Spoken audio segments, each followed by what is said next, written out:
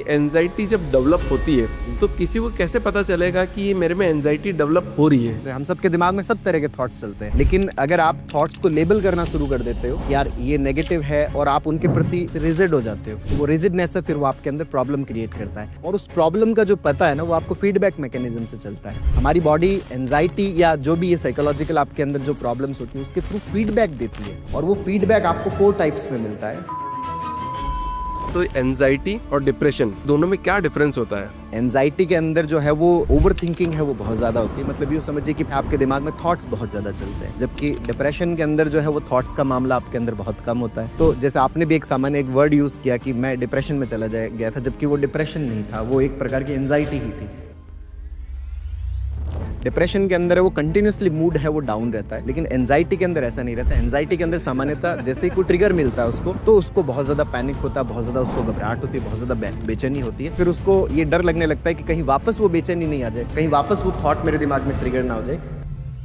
और हर बंदा ये बात करता है कि सब कुछ सही चल रहा है पर अच्छा नहीं लग रहा है। इसको कैसे डिफाइन करते हैं? पैसा भी है मेरे पास में, पोस्ट भी है मेरे पास में, पावर भी है, सब कुछ है मेरे पास में, लेकिन मेरा जो चीज़ों को इवेलुएट करने का तरीका अगर नेगेटिव है, मेरा अगर परसेप्शन अगर नेगेटिव है, तो मुझे कंटिन्यूसली इनसिक्योरिटी फील होता रहेगा। उस इनसिक्योरिटी के कारण मैं चीज़ों को प्राप्त तो कर रहा हूँ, लेकिन जो चीज़ें मुझे मिल रही है उन चीज़ों से भी मेरी वो इनसिक्योरिटी खत्म नहीं हो रही। कोई भी इमोशन आता है, कुछ भी, मतलब प्यार का इमोशन आएगा तो दबाएंगे, गुस्सा आएगा तो दबाएंगे, रोना आएगा तो दबाएंगे। कंट्रोल करो, कंट्रोल करो, खासकर तो लड़कों को। अब मुझे बताओ कि लड़कों में ज़्यादा ये प्रॉब्लम होती है एंजाइटी डिप्रेशन की, ये लड़कियों में ज़्यादा होती है? सर वैसे तो देखिए, इसको आप ऐसे डिस्क्रिमिनेट नहीं कर सकते कि ये मेल में ज़्यादा है या ये फीमेल में ज़्यादा है, दोनों में इक्वल है, क्योंकि इसका पार्ट इससे रिलेटेड है कि आपका सोचने का तरीका कैसा है।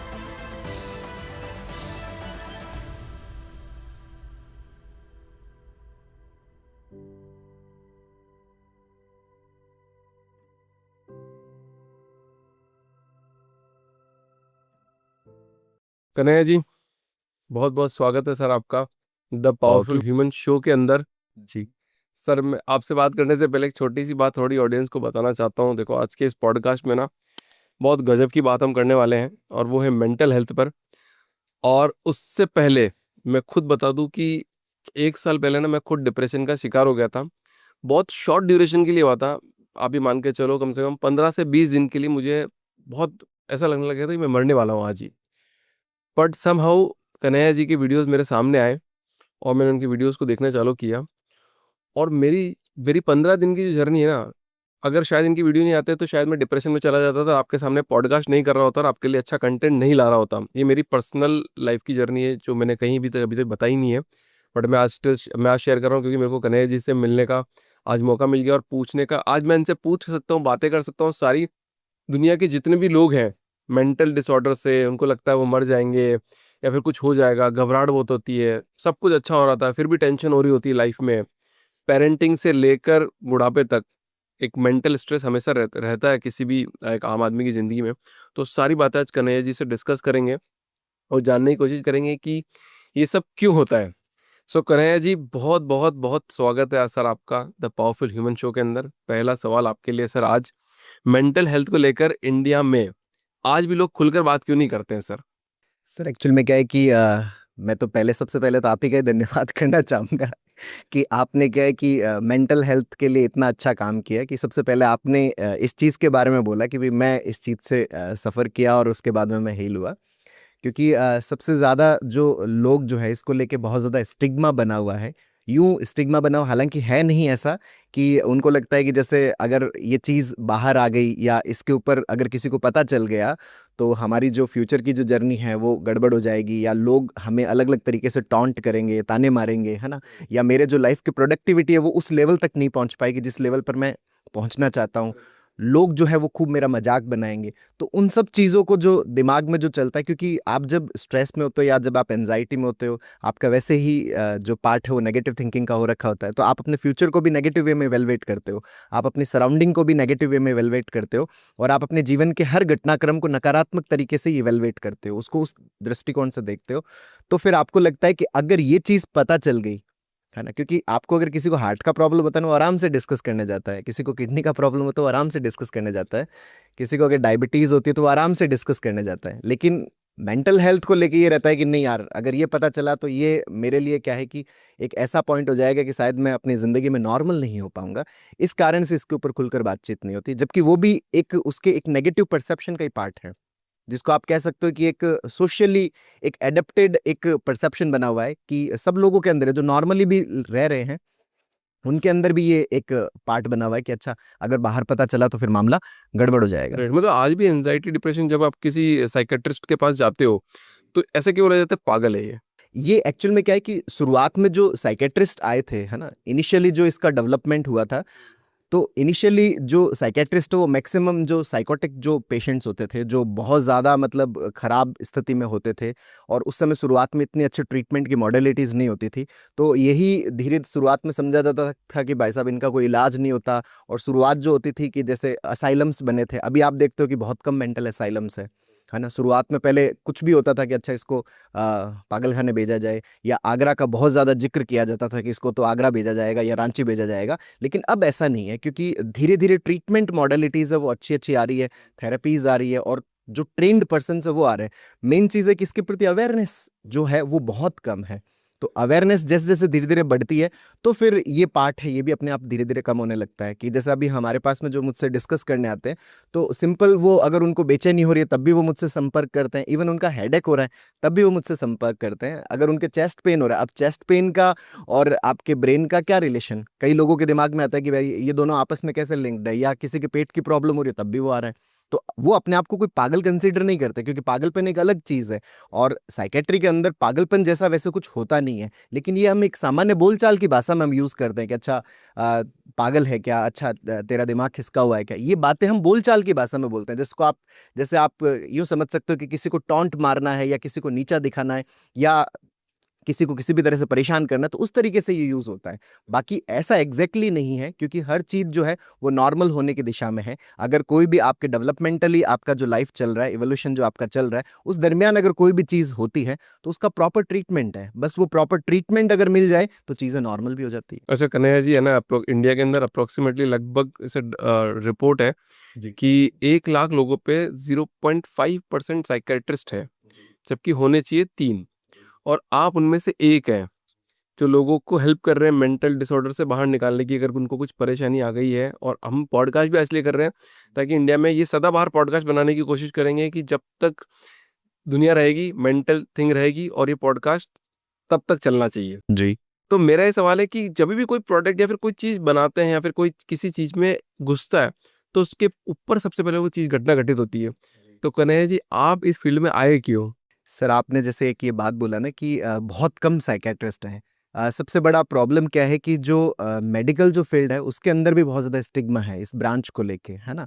और ब्रांच चुनने के 2 तरीके हैं, या तो आपने चुना या फिर ब्रांच ने आपका चुनाव किया। क्योंकि आपको वो अवेलेबल नहीं हो रहा था जो आप चाह रहे थे, तो फिर आपको इसमें आना पड़ा।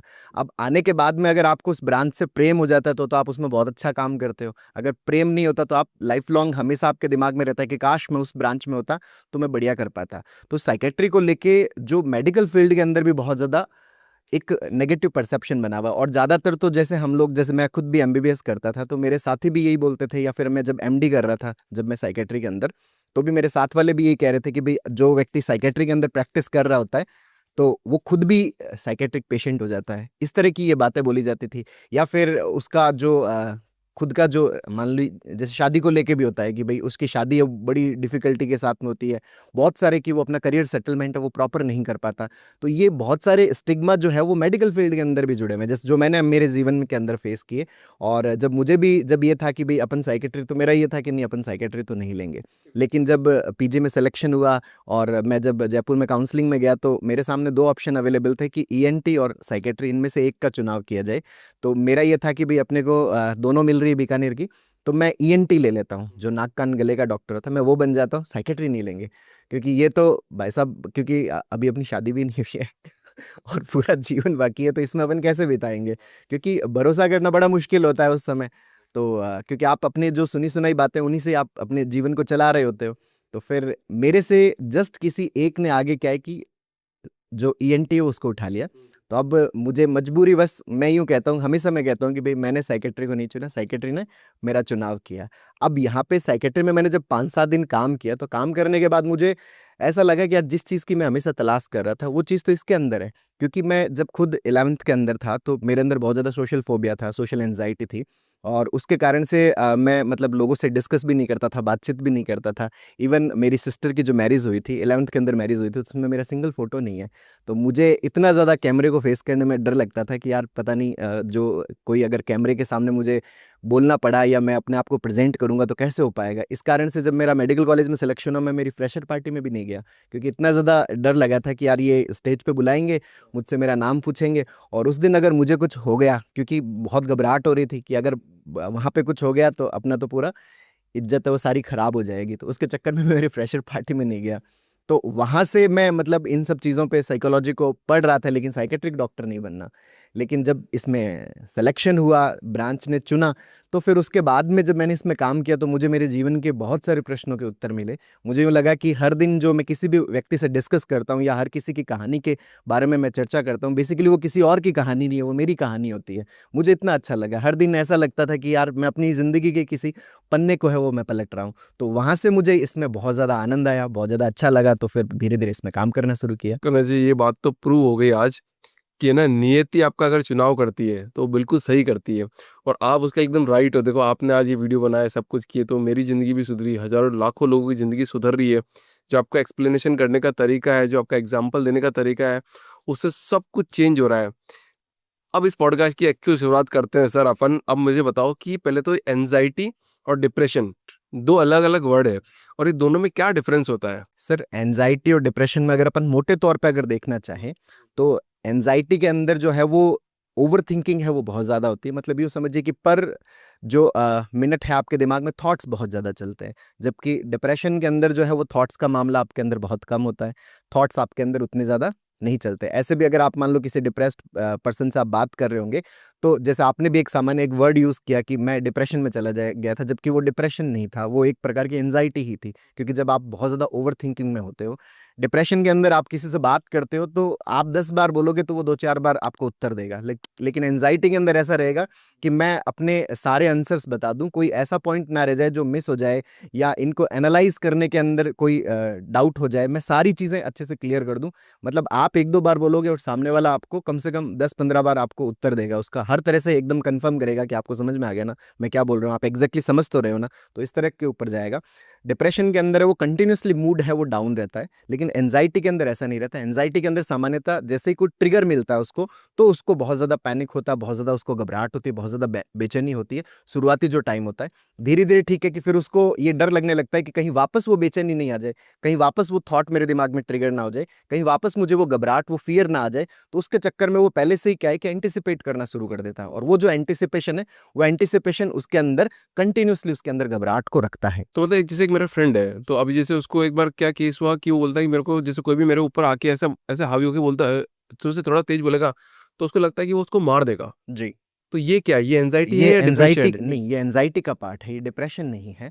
कि डिप्रेशन के अंदर आप मतलब कोई आपको बोले चाहे ना बोले, आपका खुद का ही परसेप्शन ऐसा बना होता है, आपका मूड ऑलरेडी जो लो होता है, आप हर तरह से जो परसेप्शन अपना जो एनवायरनमेंट होता है उसको पूरी तरह से नेगेटिवली इवैल्यूएट 24 घंटे रखते हैं। लेकिन एंजाइटी के अंदर आप बीच-बीच में ठीक भी फील करते हैं, अच्छा फील करते हैं, पूरे दिन के अंदर स्विंग्स होती है। तो एंजाइटी वाले अक्सर अपने आप को क्या है कि बाइपोलर समझने लगते हैं कि यार कभी तो मैं बहुत ज़्यादा खुश होता हूँ और अचानक ऐसी स्थिति होती है कि यार मैं बहुत ज़्यादा खराब महसूस करने लग जाता हूँ, जबकि वो बाइपोलरिटी नहीं है, वो एंजाइटी का ही पार्ट है। लेकिन वो अपने आप को इस तरह से डिफाइन करने लगते हैं, वो अपने डायग्नोसिस बनाने लगते हैं कि शायद मैं इस डायग्नोसिस में फिट बैठता हूँ, शायद मैं इसमें फिट बैठता हूँ।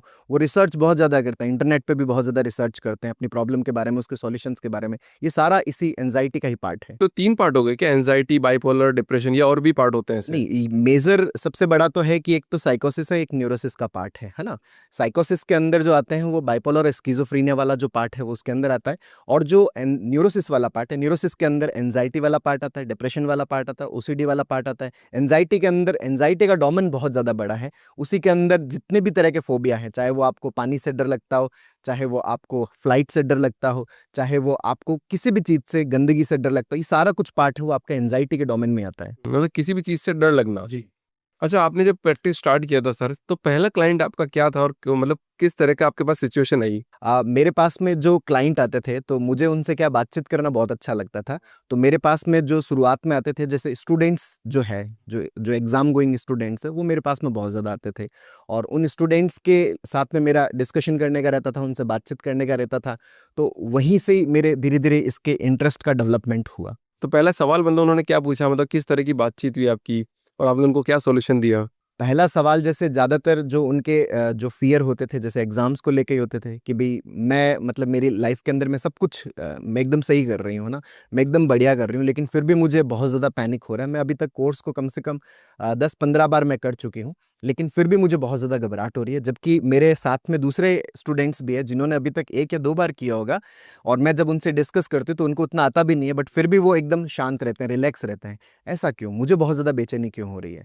तो फिर वहाँ पर ये जो बेचैनी वाला पार्ट है बेसिकली क्या है कि जब मैंने उनको एक्सप्लेन किया कि हम जब अपने रिजल्ट्स को लेके बहुत ज़्यादा जब नेगेटिव हो जाते हैं और उस नेगेटिव के प्रति हम बहुत ज़्यादा रिजिड हो जाते हैं, जब हम ये कंक्लूड कर चुके होते हैं कि नहीं मैं तो कुछ भी कर लूँ, लेकिन मेरा मामला तो गलत ही होगा, मेरा मामला तो खराब ही आएगा।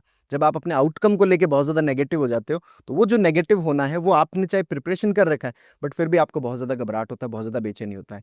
एक आपका ये रहता है कि हमें नहीं पता कि फ्यूचर में जो भी रिजल्ट्स मिलने वाले हैं वो कौन से मिलने वाले हैं। जैसे हम अभी इस पॉडकास्ट को रिकॉर्ड कर रहे हैं कि इसका क्या आउटकम होगा हमें नहीं पता।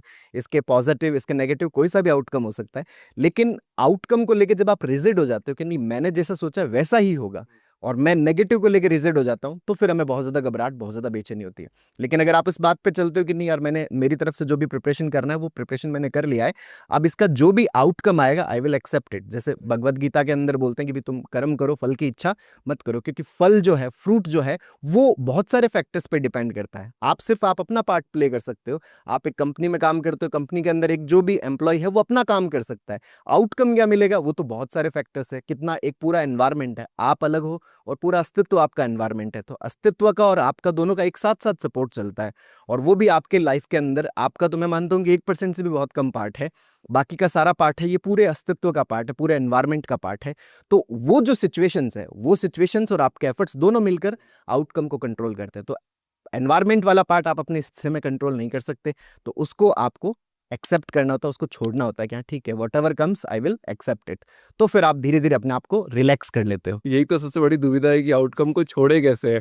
सदियों से तो यही बात चली आ रही है। अब आप भी कंटेंट क्रिएशन की दुनिया में हो, बहुत सारे लोग हैं, अब व्यूज़ नहीं आते, लाइक्स नहीं आते, जब स्क्रॉल करते हैं तो सुसाइड भी कर लेते हैं लोग। जी, जी, जी। आप कैसे मेंटेन करते हो इस पर्टिकुलर चीज़ को? नहीं, एक्चुअल में आउटकम जो है आप अगर ये मानते हो ना कि मैंने मेरी तरफ से किया है वो एकदम सही किया है। अब इसके अंदर जो सिचुएशंस की डिमांड है उस डिमांड के अकॉर्डिंग मैंने फुलफिल कर दिया है। नहीं, वो कभी भी पॉसिबल नहीं है, क्योंकि सिचुएशंस की क्या डिमांड है वो आप एसेस नहीं कर सकते कि परिस्थितियाँ आपसे क्या चाहती है, सिचुएशंस आपकी क्या चाहती है, जो करंट सिचुएशंस है वो किस तरह से बना हुआ है। आप अपना पार्ट प्ले कर सकते हो, लेकिन आप अपने पार्ट को प्ले करने के बाद में अगर आप ये कंक्लूड कर लेते हो कि मैंने जो भी 100% जो राइट पाथ था, मैंने वो राइट पाथ यूज़ कर लिया है, तो मुझे ये आउटकम मिलना चाहिए। जैसे मान लो घर के अंदर भी ऐसा होता है कि एक भाई काम कर रहा है और दूसरा भाई कम काम कर रहा है, तो एक को अगर ये लगने लग जाए कि नहीं ये तो सारा मेरे कारण से चल रहा है, तो मुझे वो रिगार्ड, वो रेस्पेक्ट सबसे मुझे उतना ही मिलना चाहिए, उससे ज़्यादा मुझे मिलना चाहिए, क्योंकि मैं बहुत ज़्यादा कर रहा हूँ। क्योंकि ये सारा कुछ सिस्टम मैं ही चला रहा हूँ, वो तो कुछ ही नहीं चला रहा, बाकी सब तो क्या करते हैं, बाकी तो सारे घर के अंदर बैठे रहते हैं, कोई काम नहीं करते। जबकि ऐसा नहीं है। आप वर्क कर रहे हो, बाकी लोग भी आपकी इमोशनल हेल्थ के अंदर रोल प्ले कर रहे हैं। आपके चाहे फादर हैं, आपके मदर हैं, आपके भाई हैं, आपकी सिस्टर है, सब लोग आपकी इमोशनल हेल्थ के अंदर व वर्क कर रहे हैं, और उसका जो इमोशनल सपोर्ट है उसी के कारण से तो आप काम कर पा रहे हो, आप वर्क कर पा रहे हो। अगर अदरवाइज़ आप वर्क कैसे कर पाओगे? लेकिन अगर आप ऐसा कंक्लूड करते हो कि नहीं मैंने मेरी तरफ से सब कर लिया, सही कर लिया है, और अब इसके अलावा और कुछ हो नहीं सकता, तो वो जो कंक्लूज़न है, वो कंक्लूज़न आपको पेन देता है, वो कंक्लूज़न आपको तकलीफ देता है। तो आप अपने आउटकम के अंदर ये भी बात हमेशा दिमाग में रखें कि एफर्ट्स हम कर सकते हैं, लेकिन एफर्ट्स जो है वो सिचुएशंस का जो आउटकम आता है, वो दोनों पे डिपेंड करता है। मुझ पे भी डिपेंड करता है और सिचुएशन पे भी डिपेंड करता है। और सिचुएशन को सामान्यतः मैं परमात्मा बोलता हूँ, भगवान बोलता हूँ, कि उसी को आप भगवान बोलते हो, जो भी आपकी करंट सिचुएशंस है। तो दोनों का रोल प्ले है। अगर सिचुएशंस वो नहीं है, मान लीजिए कि मैं अभी 5th क्लास में पढ़ता हूँ और मैं ये सोचता हूँ कि नहीं मैं मतलब मैं 5th का एग्ज़ाम दे रहा हूँ तो मेरे नंबर बराबर आने चाहिए, लेकिन मैंने अप टू उस एग्ज़ाम की मैंने तैयारी नहीं कर रखी। मैंने 10th की अप टू वो तैयारी नहीं कर रखी। मेरा जो नॉलेज है अभी भी वो 8th का है। मेरा 9 और 10th का नॉलेज नहीं है, तो मुझे वो आउटकम नहीं मिलेगा। लेकिन मैं अपने दिमाग में ये कंसिडर करके रखता हूँ कि नहीं, मुझे आउटकम मिलना चाहिए, क्योंकि मैं 10th में पढ़ रहा हूँ जबकि मैंने पढ़ाई नहीं कर रखा, मेरे अंदर उस नॉलेज की इंसाइट नहीं है, मेरे अंदर उसकी अवेयरनेस नहीं है, तो मुझे आउटकम नहीं मिलेगा। आउटकम नहीं मिलेगा तो मैं परेशान होऊंगा कि यार मुझे क्यों नहीं मिल रहा, जबकि मैं एफर्ट्स तो सब कुछ डाल रहा हूँ। जबकि ऐसा नहीं है, अगर आप एफर्ट्स डाल रहे हैं तो आउटकम मिलेगा। आपके एफर्ट्स में कुछ ना कुछ गड़बड़ी है, उस गड़बड़ी को पहचानने की जरूरत है, उस गड़बड़ी को जानने की जरूरत है, और वो जानना भी आप अपनी तरफ से नहीं कर सकते, वो भी एक कंटिन्यूअस इवोल्यूशन का पार्ट है। जैसे एक मूर्तिकार लगातार जो छेनी से उस पत्थर के ऊपर बार बार चोट कर करके एक मूर्ति को निखारता है, वो भी आपके हर एफर्ट्स आपकी पर्सनैलिटी को और बेहतर वे में निखारने की चोटें हैं। तो आप अगर कंटिन्यूसली उसके ऊपर वर्क कर रहे हैं, आप कंटिन्यूसली कंसिस्टेंसी के साथ में काम कर रहे हैं, वही काम है वो आपको उस सिचुएशन के अकॉर्डिंग बराबर लेके आता है, तो वो फिर आपको आउटकम देता है। Right right. अच्छा कन्हैया जी, एक मेरे को सिचुएशन याद आ रही है। दो तरह की सिचुएशन होती है। जैसे मान लो कोई भी कोविड आया, अब अपने परिस्थिति की बात करी इसलिए मुझे आया कि भैया परिस्थिति हमारे कंट्रोल में नहीं है। तो अभी एक लड़का है जिसने अपने फादर को खो दिया और उसने बहुत एफर्ट मारे, पर वो आज गिल्ट में है कि यार मतलब मैं तो मेरे फादर को कोविड में इस वजह से खो दिया क्योंकि मैं पूरा एफर्ट नहीं मार पाया, बट परिस्थिति ऐसी नहीं थी। दूसरा एक ऐसा सिचुएशन हो सकता है कि मान लो कि कोई किसी से शादी करना, तो चलो पहले इसी पे बात करते हैं गिल्ट के बारे में, कि आज कोई अगर हेल्प नहीं कर पाया करंट परिस्थिति के कारण, फिर भी वो आज गिल्ट में है, तो उस गिल्ट से बाहर कैसे निकले? देखिए, एक्चुअल में क्या है कि हमारा जो गिल्ट को परसीव करने का जो तरीका है, जो गिल्ट को एनालाइज करने का तरीका है, बेसिकली गिल्ट कब होता है, जब आप कोई भी चीज इंटेंशनली करते हो। जैसे कोर्ट के अंदर भी सजा देने से पहले आपसे पूछा जाता है कि are you feeling guilty. Guilty का मतलब है कि आपसे इंटेंशनल एक्ट हुआ है। अगर आप रोड पे चल रहे हो और आपसे एक्सीडेंट हो गया, तो ये देखा जाएगा कि इंटेंशन था या नहीं था। अगर इंटेंशन था तो उसकी अलग सजा होगी, अनइंटेंशनल था तो उसके अलग सजा होगी, है ना। तो गिल्ट इंसान तब फील करता है जब वो कोई भी चीज इंटेंशनली गलत करता है। अगर इंटेंशनली गलत हुआ है, जैसे मान लीजिए कि मैं कोविड के दरमियान में, मेरे जो फादर हैं, मैं उनके लिए फुल एफर्ट्स डाले, मैंने अपनी तरफ से पूरी कोशिश की है, बट फिर भी वो मान लीजिए कि रह नहीं पाए। तो रह नहीं पाए, अब मैं इस बात की गिल्ट फील करता हूँ कि यार मैं उनको बड़े अस्पताल नहीं लेके गया, मैं उनको दिल्ली नहीं ले जा पाया, मैं एम्स में नहीं ले जा पाया, मैं जोधपुर नहीं ले जा पाया, या बड़े अस्पताल नहीं लेके जा पाया, ये मेरे फॉल्ट की वजह से ऐसा हुआ। तो मैं जब इसको इस वे में एनालाइज करता हूँ कि उनकी जो डेथ है उसके पीछे मैं रेस्पॉन्सिबल हूँ, मैं जिम्मेदार हूँ, तो मैं जिम्मेदार हूँ, तो ये जो जिम्मेदार होने वाला पार्ट है ये आपको बहुत ज्यादा तकलीफ देता है, यही आपके भीतर गिल्ट पैदा करता है, जबकि आपका एनालिसिस गलत है। आपने ये सब चीजें इंटेंशनली नहीं की थी, किसी ने भी इंटेंशनली नहीं की। जब इंटेंशनली नहीं की तो आप इसको गिल्ट में नहीं ले जा सकते। जब आपने जानबूझ के नहीं किया तो फिर गिल्ट आपको फील ही नहीं करना। लेकिन अगर आप गिल्ट फील करते हैं तो दिमाग कहता है कि शायद तुमने इंटेंशनली किया है। तो वो जो इंटेंशनली किया वही चीज आपको बहुत ज्यादा तकलीफ देती है, बहुत ज्यादा पेन देती है। जैसे महाभारत का फर्स्ट अध्याय का यही पार्ट था कि जब अर्जुन कहता है कि मैं इनको नहीं मार सकता, मैं अपने चाचा को नहीं मार सकता, मैं अपने ताऊ को नहीं मार सकता, तो पूरी जो भगवत गीता वो इसी बात पे बेस्ड है कि ये तुम्हारे इंटेंशन से ही एक्ट नहीं हो रहा। यहाँ तक जो ये परिस्थितियां, इन परिस्थितियों में तुम भी बंधे हुए हो और सामने वाले भी बंधे हुए हैं, और ये किसी की इच्छा का आउटकम नहीं है, ये तो बहुत ज्यादा मल्टीपल सिचुएशंस हो चुकी है। उन मल्टीपल सिचुएशंस का आउटकम है, कोई एक चीज की घटना का आउटकम नहीं है। ये हालात ऐसे हो गए हैं। तो वही सेम चीज कोविड के अंदर भी ऐसा हुआ कि हालात ऐसे हो गए कि आप अपनी तरफ से चाहते तो बहुत थे लेकिन हो नहीं पाया। जैसे किसी का ब्रेकअप होता है या किसी का रिलेशनशिप डिस्टर्ब होता है, तब उसको लगता है कि यार मेरी वजह से वो चली गई, या मेरी वजह से उसके साथ में ऐसा हुआ, या वो क्यों गई। तो वो अपने आप को अगर इस वे में एनालाइज करता है, पर्सनल एनालाइज करता है कि यार मेरी वजह से ऐसा हुआ, जबकि ऐसा नहीं है। सिचुएशंस की वजह से आप साथ आए थे, परिस्थितियों के कारण ही आप साथ थे, और परिस्थितियों के कारण ही आप अलग हुए हैं। कोई आपकी इंटेंशनल प्लानिंग के कारण ऐसा नहीं हुआ कि हमारा साथ आना, हमारा जो साथ रहना और हमारा बिछड़ना ये मेरी प्लानिंग से है। अगर आप ये समझने लगते हो कि मेरी प्लानिंग से, फिर आपको तकलीफ होती है, फिर आपको बड़ी दिक्कत होती है, फिर आपको बहुत ज्यादा गिल्ट फील होगा। तो ये अपन पॉडकास्ट भी कर रहे हैं, अपन बात भी कर रहे हैं, सभी परिस्थितियों के कारण ऐसा हुआ है कि हम आज मिले हैं, बात शेयर कर पा रहे हैं। जी, अदरवाइज हम कैसे मिलते सर? हालात ऐसे हुए। बट सर मुझे बताओ कि आपकी लाइफ में इतने सारे अपने पेशेंट देखे होंगे, सबसे स्ट्रेंज क्वेश्चन आपसे किसने पूछा और आपको भी लगा यार ये ऐसा भी हो सकता है क्या? सर एक्चुअल में हमारे पास में जो ऑब्सेसिव कंपल्सिव डिसऑर्डर के जो लोग आते हैं, ओसीडी के जो लोग आते हैं, वो बड़े स्ट्रेंज क्वेश्चंस होते हैं उनके। और इस तरह के क्वेश्चंस होते हैं कि आप एज्यूम तक नहीं कर सकते, आप सोच तक नहीं सकते। और वो जब भी हमसे कोई भी डिस्कशंस करते हैं, पहले इसी बात का हमसे वो मतलब अप्रूवल लेते हैं कि आप कहीं पर भी इसको शेयर नहीं करेंगे, कहीं पर भी आप इसकी बातचीत नहीं करेंगे। एक बहुत ही ऑड टाइप, मुझे जब एक प्रश्न मुझे ऐसा लगा कि जैसे एक पर्सन मेरे पास में आए और मेरे मेडिकल फील्ड के थे, मुझसे 20 साल सीनियर है, वो वीडियोस देखते थे, और वो मतलब जो उनका रिलीजन है वो अलग था। तो उन्होंने आते ही मुझे बोला कि मैं मेरे जो भगवान है उनको नहीं मानता, मैं जो भी मैं जिनको फॉलो करता हूँ मैं उनको नहीं मानता, पर मैं आपसे डिस्कशन तभी करूंगा जब आप मुझे ये कहो कि आप भगवान को नहीं मानते, तो फिर मैं आपसे चर्चा करूंगा। अब मेरा जो हॉस्पिटल है उसके अंदर ही मंदिर बनाया हुआ है। तो आप जैसे ही एंटर होते हो, अब सामने वाला बाहर से देख के आता है, क्योंकि उनको वो वीडियो सारे देखे, तो मुझे लगा कि अब इनसे डिस्कशन की मैं बातचीत तभी करूंगा जब आप इसके ऊपर मुझे बताओगे। तो फिर मैंने उनको जो आंसर दिया कि भाई इस प्रकृति के अंदर जो सबसे ज्यादा जो इंटेलिजेंट है ये नेचर है, अस्तित्व है, और अस्तित्व का जो गुण है वो जीवन को पोषित करना और जीवन का पालन करना है। और किसी भी इंसान के अंदर अगर ये गुण नजर आता है कि वो जीवन को पोषित करता है, जीवन का पालन करता है, तो मैं उसको भगवान बोलता हूँ। चाहे वो मैं हूँ, अगर मुझसे भी अगर ये कार्य हो रहा है तो मैं भगवान हूँ, अगर आपसे ये कार्य हो रहा है तो आप भगवान है, और एक छोटे स्तर पे पिता से अगर कार्य हो रहा है तो पिता भगवान है, भाई से कार्य हो रहा है तो भाई भगवान है। तो हम सभी के अंदर उस अस्तित्व का गुण है, तो मैं उस सेंस में भगवान को मानता हूँ। तब फिर वो बैठ के मेरे साथ में डिस्कशन किया, नहीं तो वो बातचीत करने के लिए तैयार नहीं। तो आप किसी को क्या जवाब देते हो, मतलब कोई मतलब आपसे पूछता है कि भगवान को मानना है या नहीं मानना है? नहीं, भगवान जो है वो पूरा अस्तित्व भगवान से ही भरा हुआ है। पूरा अस्तित्व जो है उसके हर जगह पर जो भगवान मतलब पॉजिटिविटी, भगवान मतलब जो आपको आगे बढ़ाता है, भगवान मतलब जो आपको चलाता है, और जो सिचुएशंस है, जो परिस्थितियां, मैं उन्हीं को ही भगवान बोलता हूँ। और आपके लाइफ के अंदर एक फ्लो की स्टेट आती है, हर इंसान के अंदर आती है। जैसे आप पॉडकास्ट कर रहे हो तो पॉडकास्ट में आपका एक फ्लो डेवलप हो चुका है। हो सकता है फर्स्ट डे जब आप पॉडकास्ट कर रहे थे तो उस टाइम ऐसा लगता होता होगा कि यार कैसे इस चीज़ को कंटिन्यू करेंगे, कैसे इतनी बातचीत करेंगे, क्या क्या प्रश्न करेंगे, उस समय क्या होगा। उस समय पॉडकास्ट अलग था और आप अलग थे, दोनों अलग अलग थे, लेकिन जैसे जैसे आप कंटिन्यूअसली करते जा रहे हो आपके अंदर एक फ्लो आ रहा है। और वो जो फ्लो की स्टेट है ना, उस फ्लो की स्टेट में अब आपको इतनी प्रिपरेशन नहीं करनी होती, आपको सीधा कंटेंट बताया जाता है और सीधा पर्सन बताया जाता है, और आराम से उसके साथ में आप डिस्कशन कर लेते हो, चाहे वो 1 घंटे का हो चाहे 2 घंटे का हो। ये जो फ्लो की स्टेट है ये म्यूजिशियंस के अंदर आती है, ये आर्टिस्ट के अंदर आती है, हर व्यक्ति के अंदर आती है। उसी स्टेट को मैं भगवान बोलता हूँ। वो स्टेट आपको इस अस्तित्व के साथ में कनेक्ट करती है, जोड़ती है आपको। उस समय आपका जो फिजिकल सेंस है, आपका जो जहां आप रुक रहे हो, जहां आप ठहरे हो, वो सेंस आपका डिसॉल्व होता है और आप टोटली फ्लो में आते हो, और वो जो फ्लो की स्टेट है उसी को मैं भगवान बोलता हूँ।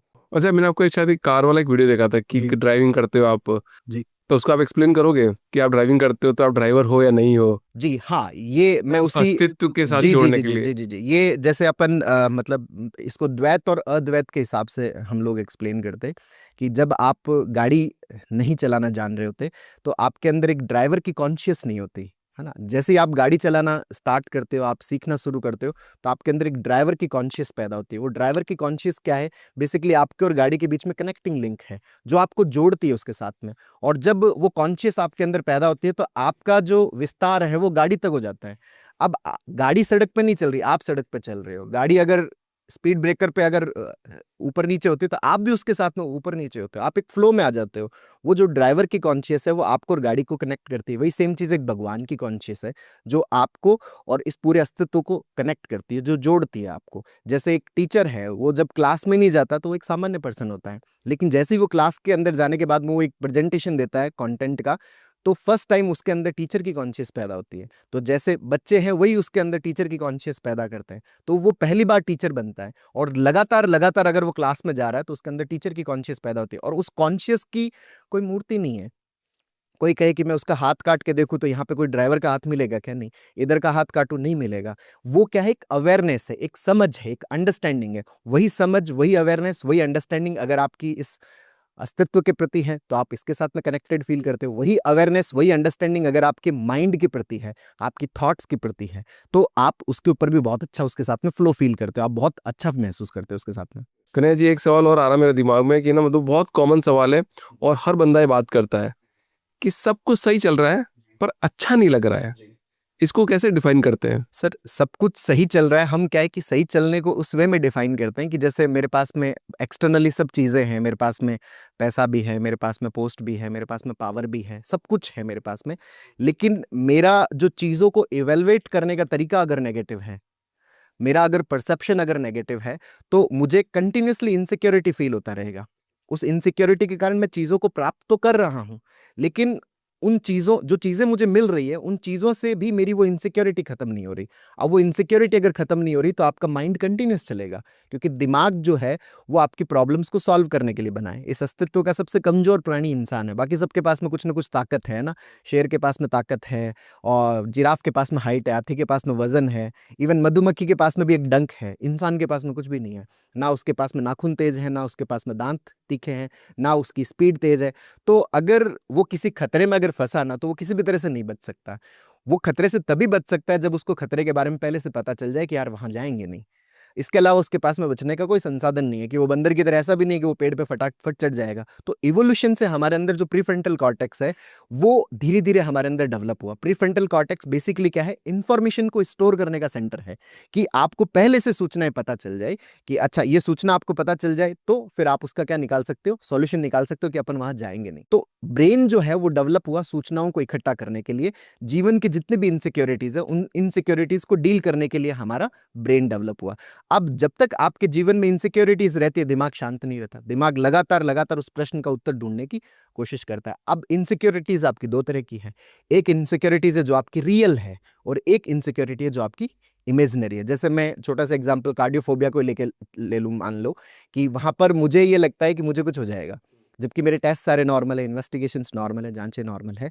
तो कुछ होने की ऐसी कोई संभावना नहीं है, और कई बार ऐसा हो चुका है ना। एक तो जैसे हमारे पास में एक पर्सन आए जिन्होंने 7,430 बार ईसीजी करवा ली उन्होंने। अभी तक उनकी एज होगी कोई 30 से 31 साल की होगी। 7,430 बार। मैं बड़ा हैरान हुआ कि यार आपने इतनी ईसीजी कहाँ से करवा ली। कि नहीं सर, मेरे को बहुत ज्यादा डर लगता है, घर पे मशीन ला के रख रखी है, मैं तो फटाफट निकाल के देखता हूँ, मुझसे तो रहा ही नहीं जाता है, इतना ज्यादा मुझे फियर फील होता है। अब वो जो फियर है, वो जो डर है, उनके पास में सब कुछ संसाधन सारे हैं उनके पास में, बट फिर भी अच्छा नहीं लग रहा। क्यों नहीं लग रहा? क्योंकि कंटिन्यूसली एक इनसिक्योरिटी बनी हुई है। लगातार एक डर बना हुआ है कि कुछ खराब हो जाएगा, कुछ गलत हो जाएगा। वो जो खराब हो जाएगा, गलत हो जाएगा, ये जो आपकी इनसिक्योरिटीज है, अगर ये रियल है तो वो तो सब लोगों के लिए समान होगी। जैसे कोविड था तो वो हम सबके लिए फियर था। ऐसा नहीं कि वो कोई जो नेगेटिव थिंकर है उसके लिए वो फियर ज्यादा था, या मेरे लिए कम हार्मिंग था, कोई पॉजिटिव सोचता तो उसके लिए कम हार्मिंग था, ऐसा तो था नहीं। वो तो सिचुएशन वाइज सबके लिए एक क्या था, फियर की सिचुएशन थी, सबके लिए एक प्रॉब्लम की सिचुएशन थी। लेकिन अगर हमारे जीवन में एक्सटर्नली कोई ऐसी सिचुएशंस नहीं है जो इनसिक्योरिटी पैदा करती है, लेकिन मेरा दिमाग उसको इनसिक्योरिटी वे में एसेस करता है, मेरा परसेप्शन उस चीज को लेकर नेगेटिव बना हुआ है, तो वो जो नेगेटिव है उसका सॉल्यूशन नहीं आ सकता, क्योंकि वो एक कल्पना है, और कल्पनाओं का कोई सॉल्यूशन नहीं होता। अगर ऐसा कह दे कि इस कमरे के अंदर किसी को ढूंढना है और है नहीं कोई, आपकी जिंदगी पूरी खप जाएगी, फिर भी आप इसके अंदर किसी को ढूंढ नहीं पाओगे। और जब वो मिलेगा नहीं तो आपको धीरे धीरे अपने ऊपर ही डाउट होगा कि यार मुझे मिल नहीं रहा, शायद मेरे ढूंढने के अंदर ही गड़बड़ है, शायद मेरे अंदर ही कमी है, इसलिए मैं उसको ढूंढ नहीं पा रहा। तो आपका ब्रेन कंटिन्यूसली चलता रहेगा, और दिमाग अगर कंटिन्यूसली चल रहा है, आप रोकना चाहते हो, आप सोते हो तब भी अपने आप को रोकना चाहते हो, आप जिस काम को कर रहे हो उसमें आप अपने दिमाग को रखना चाहते हो, अगर ब्रेन वहां नहीं है तो आप प्रेजेंट में नहीं हो, तो जो है वो आपको फील नहीं होगा, क्योंकि वो फील तभी होता है ना जब आप वहां पे होते हो। अब जैसे आप यहाँ पे हो, अगर मान लो आप यहाँ ना हो, कि आप अपने बैंगलोर में होते, तो यहाँ पे आप ऐसे लगता है कि यार फटाफट इसको खत्म करूं मैं, फटाफट मैं यहाँ से जाऊं, क्योंकि आप यहाँ पे कनेक्टेड नहीं हो। और व्यक्ति जब अपने प्रेजेंट के साथ में कनेक्टेड नहीं होता, भले ही वो सब कुछ हो उसके पास में, अगर कनेक्टेड नहीं होता तो फिर उसके साथ में उसको मजा नहीं आता, उसको अच्छा फील नहीं होता। आपको लग रहा है मैं कनेक्टेड हूँ आपसे अभी पूरा? वो तो ये सब्जेक्टिव है। आ, आप नहीं, जैसे आपको बात करते हुए फील आता होगा ना कि एक अभी इंसान मेरे साथ एक कनेक्टेड है, मेरे से बात कर पा रहा है, मेरी बात समझ पा रहा है। जैसे आप अभी डिस्कस कर रहे हैं, हम दोनों एक दूसरे के साथ में बातचीत करें, तो आप यहाँ पे कनेक्टेड ही लग रहे कि हाँ आप यहाँ पे कनेक्टेड हैं। अच्छा, कोई प्रेजेंट में कैसे रहे? क्योंकि दिमाग तो चलता रहता है ना, मम्मी की बात याद आ जाएगी, पापा की बात याद आ जाएगी, ऑफिस की बात याद आ जाएगी। तो प्रेजेंट में रहने का क्या तरीका आपने डेवलप किया है सर? सर प्रेजेंट में रहने का बहुत सिंपल सा ही तरीका है, लेकिन बहुत इफेक्टिव है। लेकिन आपकी बहुत ज़्यादा प्रैक्टिस के बाद आता है कि आप जब अपने विचारों के प्रति अवेयर होते हो, आप अपने थॉट्स के प्रति अवेयर होते हो। बेसिकली हम अपने दिमाग के अंदर कुछ ऐसा सीन बना लेते हैं कि ये थॉट आने चाहिए, ये थॉट नहीं आने चाहिए। जबकि दिमाग जो है वो एक सरकारी सड़क है, उसमें कोई सा भी मतलब जैसे गाड़ी आ सकता है, काली गाड़ी आ सकती है, लाल गाड़ी आ सकती है, लेकिन मान लो कि मैं ये तय कर लेता हूँ कि नहीं, इस पे लाल तो आनी चाहिए, काली नहीं आनी चाहिए। तो अब प्रॉब्लम क्या होगा कि काली नहीं आनी चाहिए, इसके लिए मुझे सड़क पे कंटिन्यूसली ध्यान देना पड़ेगा कि कहीं मान लो काली गाड़ी चली तो नहीं गई, कहीं वो गाड़ी आ तो नहीं रही।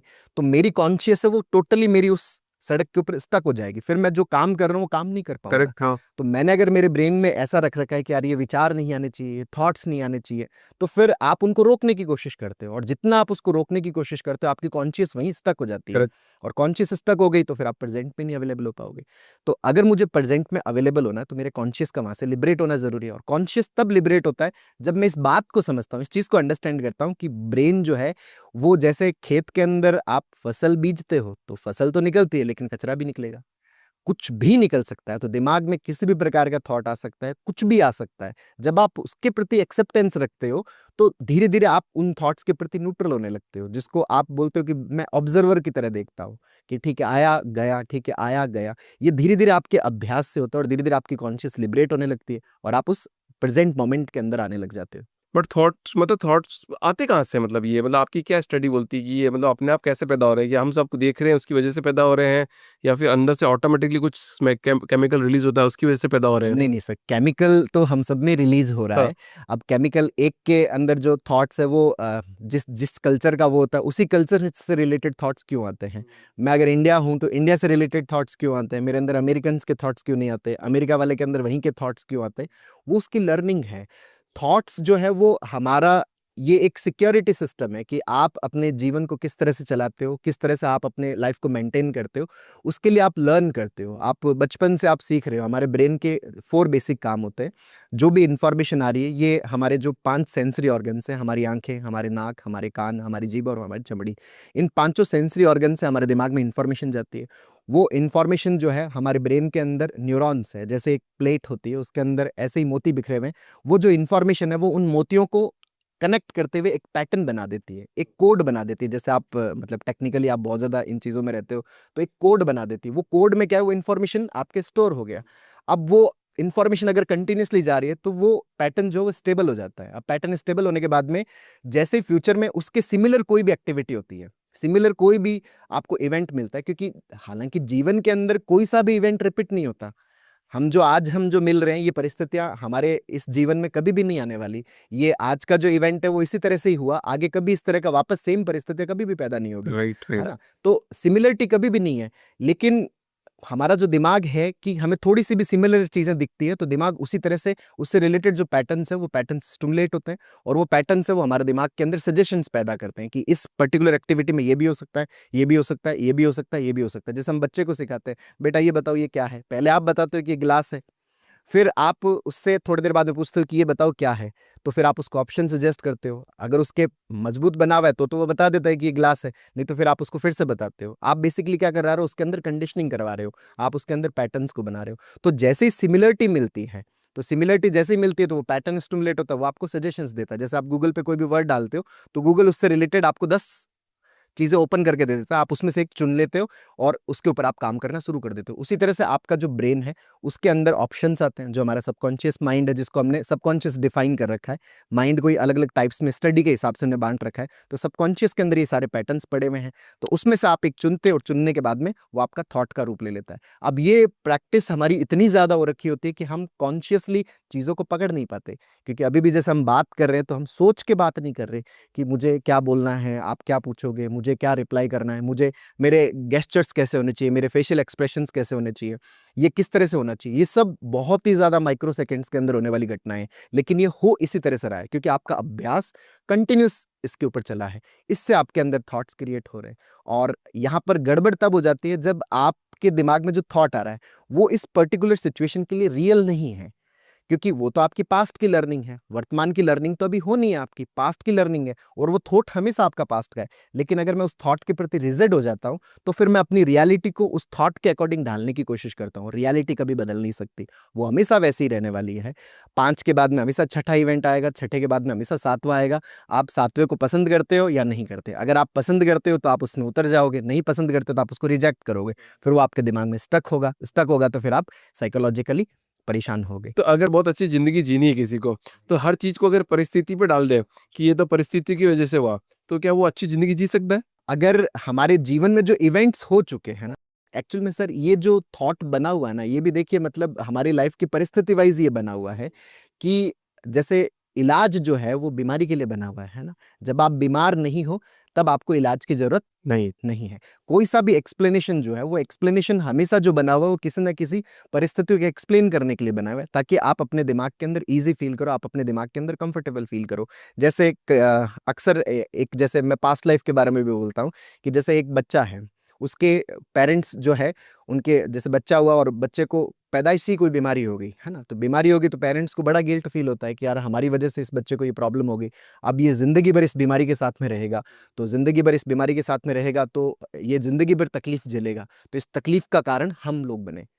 अब अगर कोई उनको इसके लिए कोई भी एक्सप्लेनेशन दे, वो किसी बात पे भी राजी नहीं होते, लेकिन उनको अगर ये एक्सप्लेनेशन दी जाए कि ये तो ठीक है कि आपकी गलती से नहीं है, ये तो बच्चे के पास के कर्म थे, उन कर्मों के कारण उसको ये मिला है, तो वो बहुत अच्छा अपने भीतर फील करेंगे कि चलो ठीक है यार, हम तो एक ठीक है, मतलब हमारी वजह से नहीं है, ये पास्ट लाइफ इसी के ही कर्म है, इस कारण से इसके साथ में ये दिक्कत हो रही है। अक्सर आपने देखा होगा कि जैसे कई लोगों के यहाँ पे सफेद दाग होता है, पैदा होते हैं, या ब्लैक दाग होता है, तो उनको ये एक्सप्लेनेशन दिया जाता है कि अच्छा इसकी क्या है कि हो सकता है अर्ली एज के अंदर डेथ हो गई, तो घर वाले नाराज थे तो उन्होंने इसके ऊपर क्या है कि तेल का छौंका मार दिया, इस कारण से यहाँ पर ये ब्लैक या व्हाइट पैच हो गया, तो ये इसके पास्ट लाइफ की वजह से है।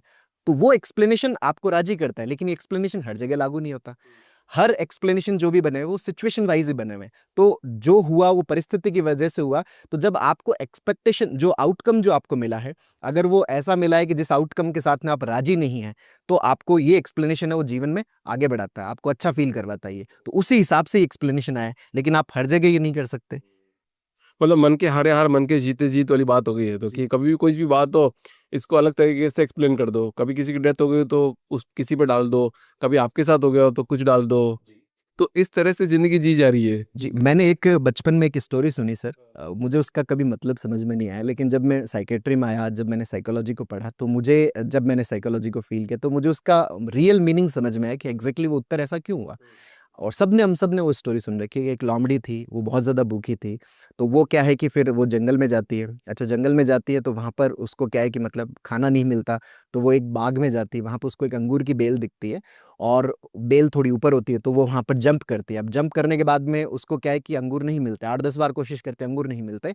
तो अंगूर नहीं मिलते तो वो एक उत्तर देती है, वो उत्तर ये देती है कि अंगूर खट्टे हैं, और वो फिर वहां से चल देती है। अच्छा, उसका ये उत्तर देना कि अंगूर खट्टे, वो ये भी तो कह सकती थी कि नहीं मैं कूदी लेकिन मुझे नहीं मिला।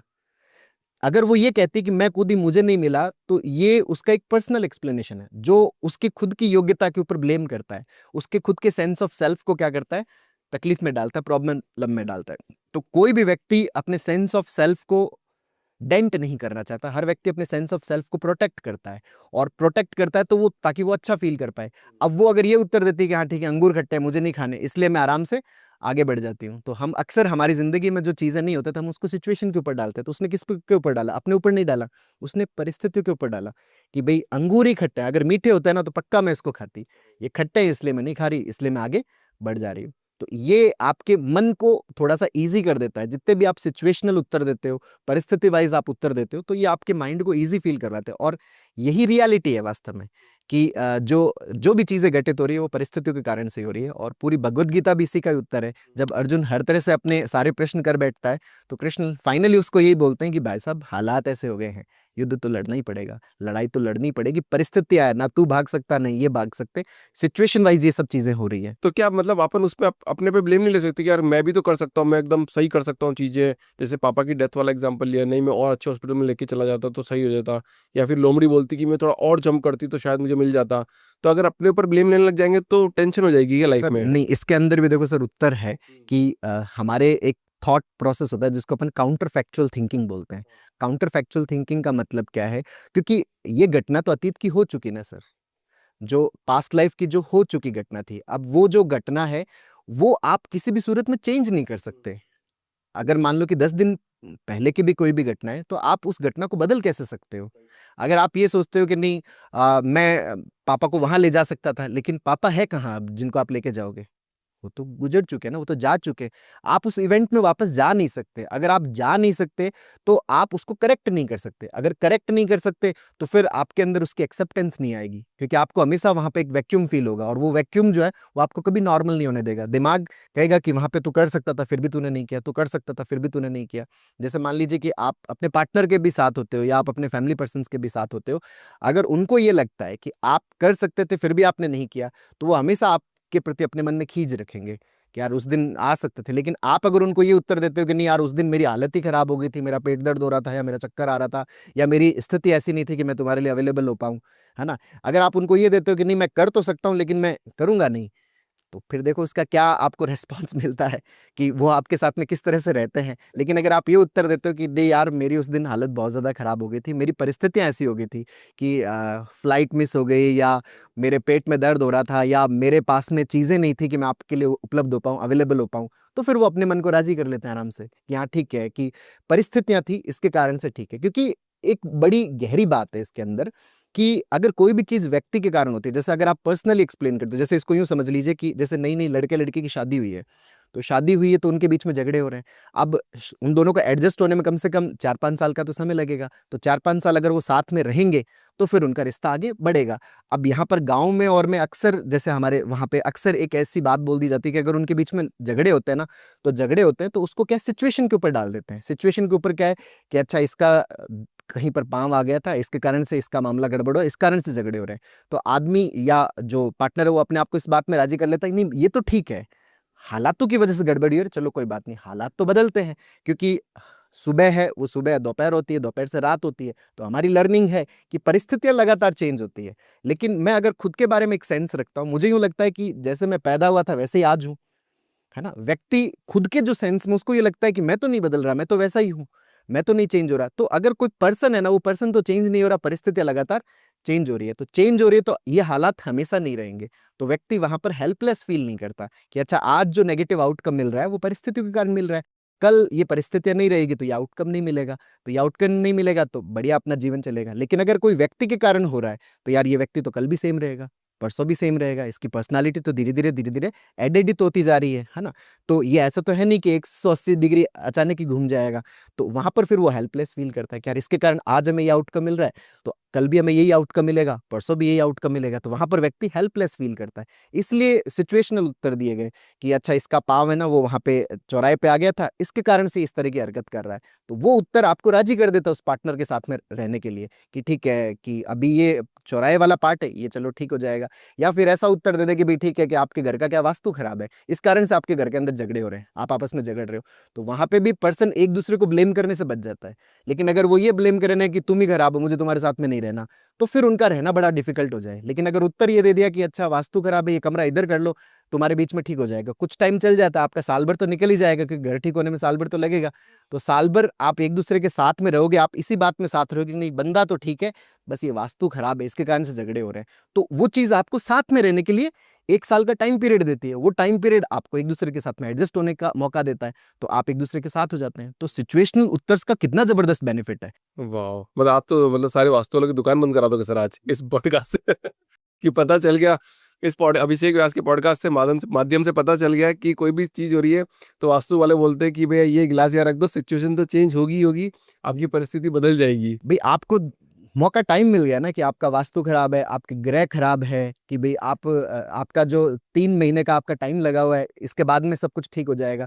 तो आप ठीक होने की मानसिकता के साथ में रह रहे हो। तो ऑब्वियसली अगर आप साथ रह रहे हो ना, तो आपके बीच में बातें होगी तो एक-दूसरे की इमेज अपडेट होती रहती है।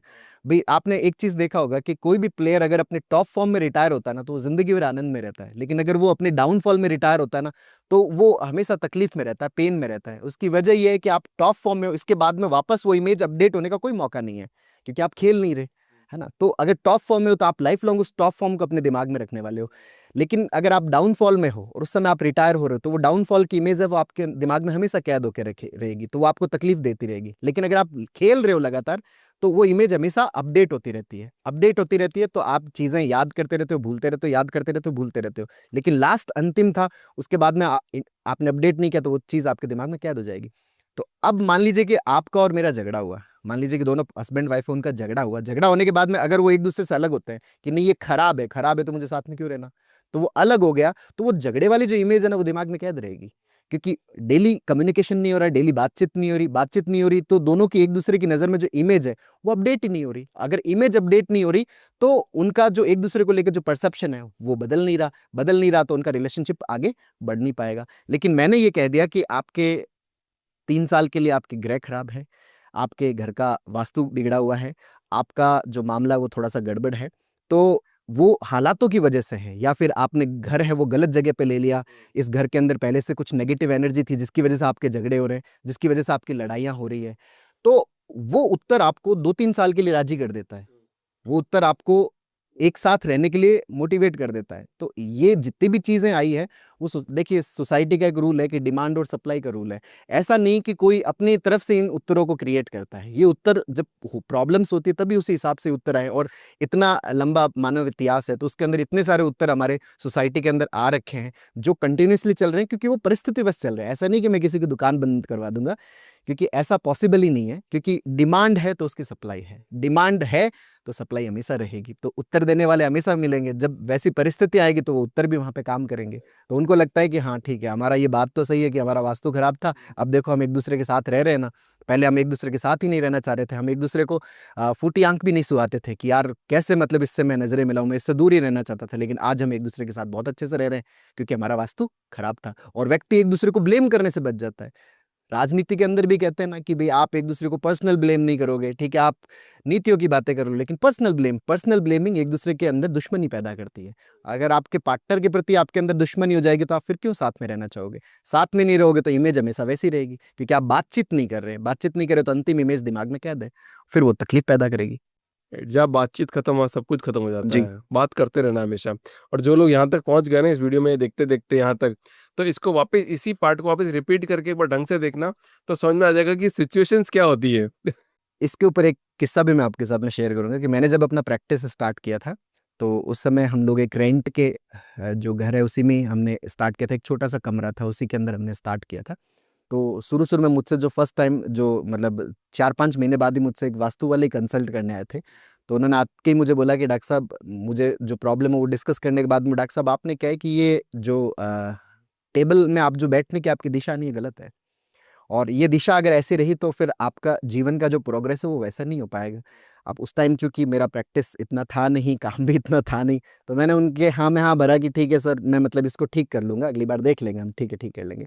तो 2 साल बाद हम लोग क्या है कि हमने अपना जगह लेके अपना हॉस्पिटल बना लिया, अपना अच्छा सारा सेटअप अच्छा हो गया।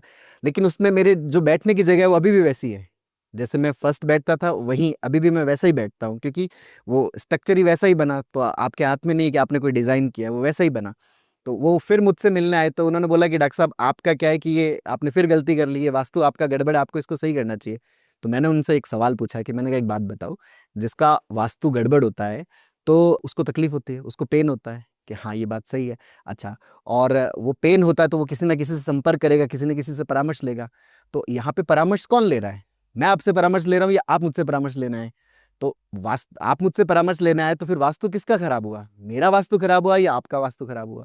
अगर वास्तु खराब है तो फिर मुझे आपसे कंसल्ट करना चाहिए ना। मुझे तो ऐसा बिल्कुल फील नहीं होता।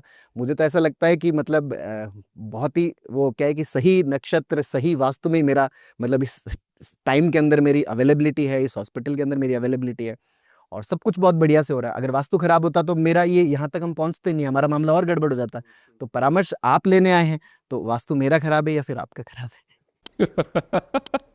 मतलब आज तो आपने मेरा सर मेरे मतलब एकदम पूरा दिमाग के वायर खोल दिया आज आपने। मतलब जो परिस्थिति आपने रखी ना सामने, शायद ये अगर ऑडियंस देख लेगी ना, और जिनको घबराहट हो रही है, बेचैनी हो रही है, परिस्थिति से दूर है, प्रेजेंट में नहीं रह पा रहे हैं, एनजाइटी हो रही है, वो सब आज सॉल्व हो जाएगी मतलब इस पॉडकास्ट के माध्यम से। और मैं चाहता हूँ कि पॉडकास्ट मिलियन मिलियन लोगों तक पहुंचे। देखो दिल से तमन्ना होगा नहीं होगा फिर बता दिया सर ने कि सिचुएशन में अपना कंट्रोल नहीं है, बट हम चाहते हैं ऐसा है ताकि क्या है इससे लोगों की मदद हो जाए। अपना तो कुछ नहीं, पर हम तो चाहते ही हैं कि भैया लोगों की जो मानसिकता चली आ रही है ना पुरानी, वो सब टूट जाए, जैसा अभी आपने तोड़ दिया आज इस पॉडकास्ट में आके। अब मुझे बताओ सर, ये एनजाइटी जब डेवलप होती है तो किसी को कैसे पता चलेगा कि ये मेरे में एनजाइटी डेवलप हो रही है? सर एक्चुअल में क्या है कि हमारा सबका जो व्यवहार है वो सबका एक नॉर्मल व्यवहार भी है और वही व्यवहार हमारे अंदर प्रॉब्लम क्रिएटिंग भी बनता है। और शुरुआत हमारी सबकी ऐसी होती है। ऐसा नहीं होता है कि हम सबके दिमाग में क्या है कि पॉजिटिव थॉट्स चलते हैं या नेगेटिव थॉट्स चलते हैं। हम सबके दिमाग में सब तरह के थॉट्स चलते हैं। लेकिन अगर आप थॉट्स को लेबल करना शुरू कर देते हो कि यार ये नेगेटिव है, और आप उनके प्रति बहुत ज़्यादा स्ट्रांग हो जाते हो, आप उनके प्रति रिजिड हो जाते हो, तो वो रिजिडनेस है, फिर वो आपके अंदर प्रॉब्लम क्रिएट करता है। और उस प्रॉब्लम का जो पता है ना, वो आपको फीडबैक मैकेनिज्म से चलता है। जैसे आप कार के अंदर बैठते हो, तो कार के अंदर बैठते हो तो जैसे आप थोड़ी दूर चलाते हो गाड़ी, चलाने के बाद में एक बीप बीप बीप की आवाज़ आती है। वो आवाज़ ही बताती है कि कुछ ना कुछ बैठने के अंदर गड़बड़ की गई है। तो आप अपनी तरफ देखते हो कि अच्छा क्या गड़बड़ हुई है, तो गड़बड़ आपको पता चलता है कि भाई मैंने सीट बेल्ट नहीं लगाया, या फिर कोई और दिक्कत हुई होगी, मैंने गेट अच्छे से लॉक नहीं किया। तो आप जैसे सीट बेल्ट लगाते हो तो कार शांत हो जाती है, कार आप आराम से चला सकते हो। वही सेम चीज़ हमारी बॉडी के अंदर है। हमारी बॉडी एंजाइटी या जो भी ये साइकोलॉजिकल आपके अंदर जो प्रॉब्लम्स होती है उसके थ्रू फीडबैक देती है। और वो फीडबैक आपको 4 टाइप्स में मिलता है। इमोशनल रूप से मिलता है। इमोशनल रूप से कि आपको बहुत ज़्यादा घबराहट या बेचैनी आपको फ़ील हो रहा होता है ना? आपको डर लग रहा होता है। सामान्य सिचुएशंस के अंदर सब लोग नॉर्मल हैं, लेकिन आपको उसी सिचुएशंस के अंदर आपको डर लग रहा है। जैसे अभी यहाँ पे सब परिस्थितियाँ नॉर्मल है, लेकिन आपको लग रहा है कि यहाँ पे ऑक्सीजन की कमी हो गई है। जैसे बहुत सारे लोगों को क्लोज़ रूम्स के अंदर ऐसा लगता है कि यहाँ पे ऑक्सीजन की कमी हो गई है, वो लिफ्ट के अंदर नहीं जा पाते, वो बेसमेंट के अंदर नहीं जा पाते, जबकि ऑक्सीजन तो सब जगह समान है। क्योंकि अगर आपके अंदर जा रही है, तो मेरे अंदर भी जाएगी। ऐसा तो है नहीं कि आपसे क्या है कि ऑक्सीजन की लड़ाई हो रखी है, और मेरी क्या है कि वो दोस्त है, इसलिए मेरे अंदर जा रही है और आपके अंदर नहीं जा रही। लेकिन मुझे वहाँ पे बहुत ज़्यादा सफोकेशंस फ़ील हो रहा है। साइकोलॉजिकल फीडबैक मिलता है कि हम जिस चीज़ के अंदर कॉन्संट्रेट करना चाह रहे, वहाँ पे कॉन्संट्रेट नहीं कर पा रहे।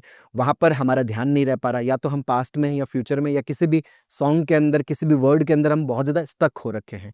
हमें फिज़िकली पता चलता है, क्योंकि हमारे अंदर एक ऑटोनॉमिक नर्वस सिस्टम होता है, एएनएस बोलते हैं, जिसका काम होता है फाइट और फ्लाइट, या तो भागो या फिर लड़ो। आप दोनों ही काम अगर नहीं कर पा रहे, तो फिर आप परेशान होते हो। तो फिर आपका जो ब्रेन है, वो ब्रेन क्या है कि मतलब हीट अप होता है, और ब्रेन जितना स्ट्रेस अपने तक झेल सकता है वो झेलने की कोशिश करता है। नहीं झेल पाता तो फिर वो उन सिम जो अपना जो साइकोलॉजिकल स्ट्रेस है उसको फिजिकल स्ट्रेस में कन्वर्ट करता है। इसको कन्वर्जन मैकेनिज्म बोलते हैं। तो उसके कारण फिर आपकी बॉडी में अलग अलग सिम्टम्स आते हैं। जैसे आपको कंटिन्यूसली हेडेक हो रहा है, आपको चक्कर से जैसा महसूस हो रहा है, आपके सीने में पेन हो रहा है, आपके जो हार्ट बीट है वो बढ़ रही है, आपको पेट के सिम्टम्स आएँगे, है ना? आपको जैसे चलने के अंदर ऐसा लगता है कि यार मैं गिर जाऊँगा, मैं गाड़ी नहीं चला पाऊँगा, मैं चल नहीं पाऊँगा। ये आपको फिज़िकली आपके अंदर ये सारे सिम्टम्स आते हैं, क्योंकि ऑटोनॉमिक नर्वस सिस्टम की वजह से आते हैं। और बिहेवियरल सिम्टम्स आते हैं कि बैकग्राउंड के अंदर हमारे अंदर ऐप खुले हुए रहते हैं। जैसे आपके मोबाइल के अंदर अगर बैकग्राउंड में ऐप खुले हुए हैं, तो फिर आपका मोबाइल जो है वो बहुत ज़्यादा एनर्जी कंज़्यूम करता है। तो आपके दिमाग में अगर बैकग्राउंड खुला हुआ है, तो आपकी एनर्जी कंटिन्यूअसली यूटिलाइज़ हो रही है। आप पूरे दिन एकदम टायर्ड सा फ़ील करोगे, थका-थका सा महसूस करोगे, अपने आस-पास की सराउंडिंग के साथ में कनेक्टेड फ़ील नहीं कर पाओगे।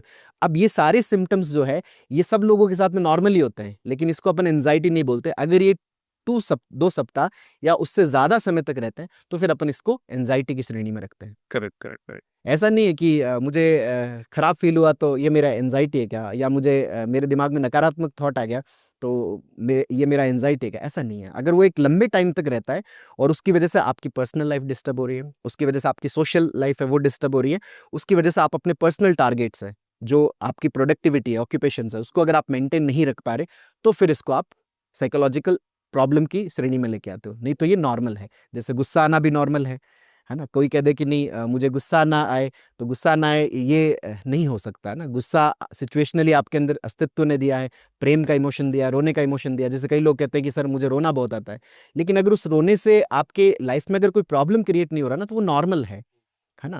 रोना नॉर्मल है, हँसना नॉर्मल है, गुस्सा करना भी नॉर्मल है। जैसे एक व्यक्ति ने क्या कि अभी एक बड़ा अच्छा प्रश्न पूछा, मतलब बड़ा ही मतलब वो तो कहते हैं ना कि एक टिपिकल टाइप सा एक प्रश्न था, जब महाकुंभ चल रहा था। तो एक व्यक्ति ने मुझसे पूछा कि सर वो जो महाकुंभ के अंदर एक संत है, तो वो कोई मतलब वो क्या है कि किसी को भी मतलब चिमटा मार देते हैं या किसी को भी पीट देते हैं, वो इतना गुस्सा क्यों कर रहे हैं? संत को तो गुस्सा नहीं करना चाहिए। तो मैंने उनको बोला कि देखो अस्तित्व ने हम सब के अंदर सब चीज़ें दी हैं। हँसने का गुण दिया है, रोने का गुण दिया है, गुस्सा करने का गुण दिया है, मारने-पीटने का सारे गुण दिए हैं। लेकिन वो गुण सिचुएशनल है।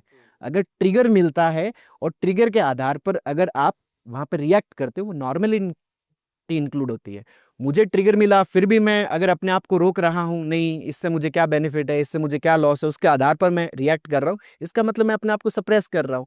और संत का गुण है कि वो सप्रेस नहीं करता, वो एक्सप्रेस करता है अपने आप को। चाहे वो फिजिकली एक्सप्रेस करता हो, चाहे वो वर्बली एक्सप्रेस करता हो, क्योंकि दोनों तरह से ही आप पिटाई कर सकते हो। आप फिजिकली भी कर सकते हो, वर्बली भी कर सकते हो। तो कुछ संत है वो वर्बली पिटाइयाँ करते हैं, कुछ संत है वो फिजिकली चिमटा फेंक के पिटाई करते हैं। तो संत का ही गुण है कि वो एक्सप्रेस करता है, सप्रेस नहीं करता।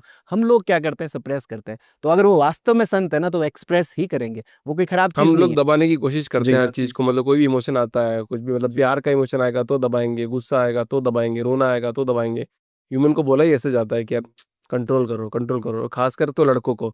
अब मुझे बताओ कि लड़कों में ज्यादा ये प्रॉब्लम होती है एंजाइटी डिप्रेशन की, या लड़कियों में ज्यादा होती है? सर, वैसे तो देखिए, इसको आप ऐसे डिस्क्रिमिनेट नहीं कर सकते कि ये मेल में ज़्यादा है या ये फीमेल में ज़्यादा है, दोनों में इक्वल है। क्योंकि इसका पार्ट इससे रिलेटेड है कि आपका सोचने का तरीका कैसा है, आपका परसेप्शन कैसा है। आपका परसेप्शन अगर पॉजिटिव है, आइदर आप मेल हो चाहे आप फीमेल हो, उससे कोई फ़र्क नहीं पड़ता, आप अपने लाइफ में बहुत अच्छा महसूस करोगे। लेकिन अगर आप नेगेटिव परसेप्शन रखते हो, तो आप चाहे मेल हो चाहे फीमेल हो, तो आपको साइकोलॉजिकल इश्यूज़ होंगे, आपको साइकोलॉजिकल प्रॉब्लम्स होगी। लेकिन जो स्टडीज़ के थ्रू अगर हम जाते हैं, जैसे फीमेल का जो एक डेवलपमेंटली हमारी जो सोसाइटी के अंदर शुरू से एक जो माहौल रहा हुआ है, वो सप्रेस का रहा हुआ है, उनको हर तरह से सप्रेस किया जाता है। तो उस कारण से एक ये परसेप्शन बनता है कि शायद ये फीमेल्स के अंदर बहुत ज़्यादा होती है। लेकिन अगर अपन लार्जर पूरी सब जगह के सैंपल्स को अगर अपन इकट्ठा करते हैं, तो ये इक्वल है। क्योंकि एंजाइटी के लिए हम बने नहीं हैं, नेगेटिव थॉट्स के लिए हम बने नहीं हैं। ना तो मेल का दिमाग बीमारी के लिए बना है, ना फीमेल का दिमाग बीमारी के लिए बना है। क्योंकि अस्तित्व जो प्रकृति है, वो अपने बेस्ट प्रोडक्ट को प्रमोट करना चाहती है। हर कंपनी अपने बेस्ट प्रोडक्ट को प्रमोट करती है। कोई भी कंपनी नहीं है चाहती कि उसका खराब प्रोडक्ट मार्केट में जाए। तो जब एक इंसान की बनी हुई कंपनी अपने बेस्ट प्रोडक्ट को मार्केट में लाना चाहती है, तो ये अस्तित्व तो बहुत सुपर फैक्ट्री है, इतनी परफेक्ट फैक्ट्री है, जिसको आप परमात्मा बोल दो, प्रकृति बोल दो, तो उसी के हम प्रोडक्ट हैं। तो वो एक बेस्ट दिमाग को ही तो सोसाइटी में भेजेगी। वो एक डिफेक्टिव दिमाग को क्यों भेजेगी, जो बहुत जल्दी बीमार हो जाए, वो बहुत जल्दी स्ट्रेस में चला जाए, बहुत जल्दी एंजाइटी में चला जाए? वो क्यों ऐसे दिमाग को भेजेगी? तो अस्तित्व एक बहुत ही सुपर ब्रेन उसने भेजा है, चाहे वो मेल के रूप में भेजा है, चाहे वो फीमेल के रूप में भेजा है। लेकिन लर्निंग के दरमियान हमारा अगर परसेप्शन गड़बड़ हो जाता है, तो उसके कारण फिर हम साइकोलॉजिकल इश्यूज में जाते हैं। आपका अगर नेगेटिव है, तो आप एंजाइटी में जाएंगे, मेल फीमेल होने से कोई फर्क नहीं पड़ना। और अगर आप पॉजिटिव हैं अपने परसेप्शन को लेके, तो फिर आप अच्छा महसूस करेंगे। अच्छा कन्हैया जी, बताओ कि अचानक घबराहट या एंजाइटी हो जाए तो तुरंत आराम पाने का कोई घरेलू उपाय है? हाँ सर, इसके सबसे बड़ा उपाय तो ये है कि अचानक घबराहट जो होती है, वो हमें तब होती है जब हमारा जो सिंपैथेटिक नर्वस सिस्टम है, वो ओवर एक्टिवेट होता है ना? क्योंकि fight and flight response start होता है। तो उसका जस्ट अपोजिट होता है, जिसको आप बोलते हो पैरासिम्पैथेटिक नर्वस सिस्टम, है ना? पैरासिम्पैथेटिक नर्वस सिस्टम जो होता है, वो हमें रिलैक्स करता है, वो हमें ईज़ी फ़ील करवाता है, वो हमें अच्छा महसूस करवाता है। अच्छा, पैरासिम्पैथेटिक नर्वस सिस्टम है, वो स्टिमुलेट किस तरह से होता है? वो स्टिमुलेट होने का बहुत अच्छा-सा मैकेनिज़्म है हमारा जो ब्रीथ वाला पार्ट है। अगर आप डीप ब्रीथ करते हो ना, अगर मैं लंबा और गहरा साँस लेता हूँ, है ना? जितना लंबा मैं ले सकता हूँ, जितना गहरा साँस लेता हूँ, अगर मैं लंबा और गहरा साँस ले रहा हूँ और उसको मैं धीरे-धीरे छोड़ता हूँ, जो इंस्पिरेशन और एक्सपीरेशन है, एक्सपीरेशन बहुत ज़्यादा इंपॉर्टेंट है।